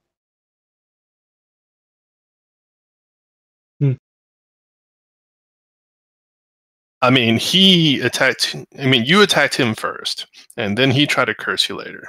So I'm just saying, whatever blood that's happening, it's your choice if you want to kill him. As a vengeance paladin would be like, look, he's already attacked a party member and was aggressive from the beginning. We taught them, a lesson in humility. They learned from it. However, he didn't learn from it enough. So if you want to impose that justice, my conscience is clear. Honestly, he was starting to grow on me a little bit. But the truth is, if he comes to and realizes that we robbed him and left him here anyway, he'll probably have a vengeance towards us. So make more sense to just kill him. But are we sure there's no more information we could get? Is it worth trying to use the truth on him? Out of character, is that our style? In character, sure. Well, I'm just curious how... I thought he was being honest about everything except having no grudge. Yeah, that fucker. He bestowed curse when you were rubbing it in that you defeated him.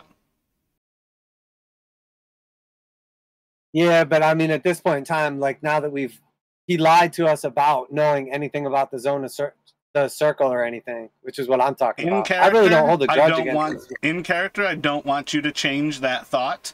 Out of character, magic circle and teleportation circle are two completely different spells. But I love the idea that Doc does not know. The moment he heard magic circle, you heard Pharblex is fucking us, but they are two completely different things. Mm-hmm. I got you. Yeah, and I definitely wouldn't have known that in character, nor do I in real life. So, well, perhaps I can't help but think that if we let him live, he's just going to hold a grudge against us for robbing him. Yeah.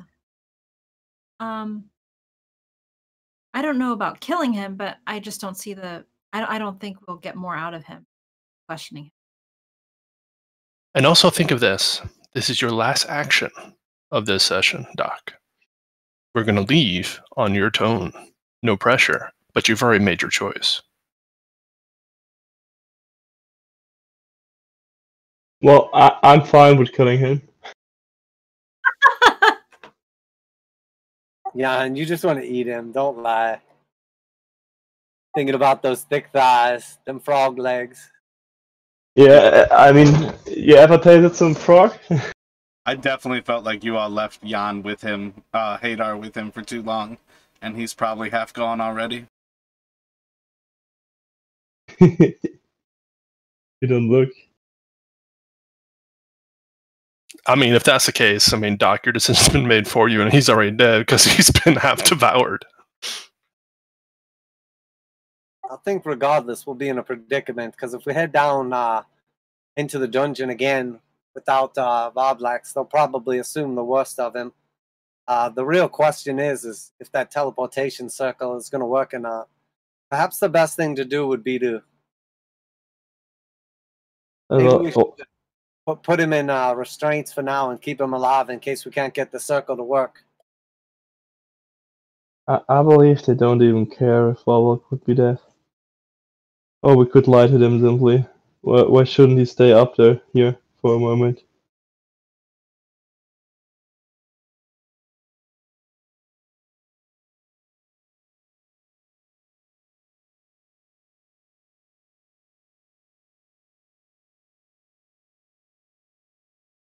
Okay, what do you think about the idea of flipping a coin? I like the idea that like we're sitting there like, well, should we kill him? Should we not kill him? We turn around and Hadar's eaten him.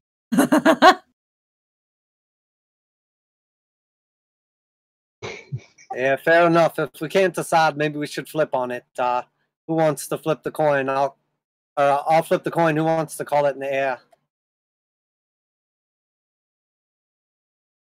Like fresh calamari. It's nice and oozy and extremely tough. I don't know what kind of calamari you get. It's pretty rubbery. I'll call it. I'll call 2. Since it's a D2. When I'll put one dagger to his throat and hold up the coin, and then I'll flip the coin in the air and I'll say, heads he lives, tails he dies. And what do you call?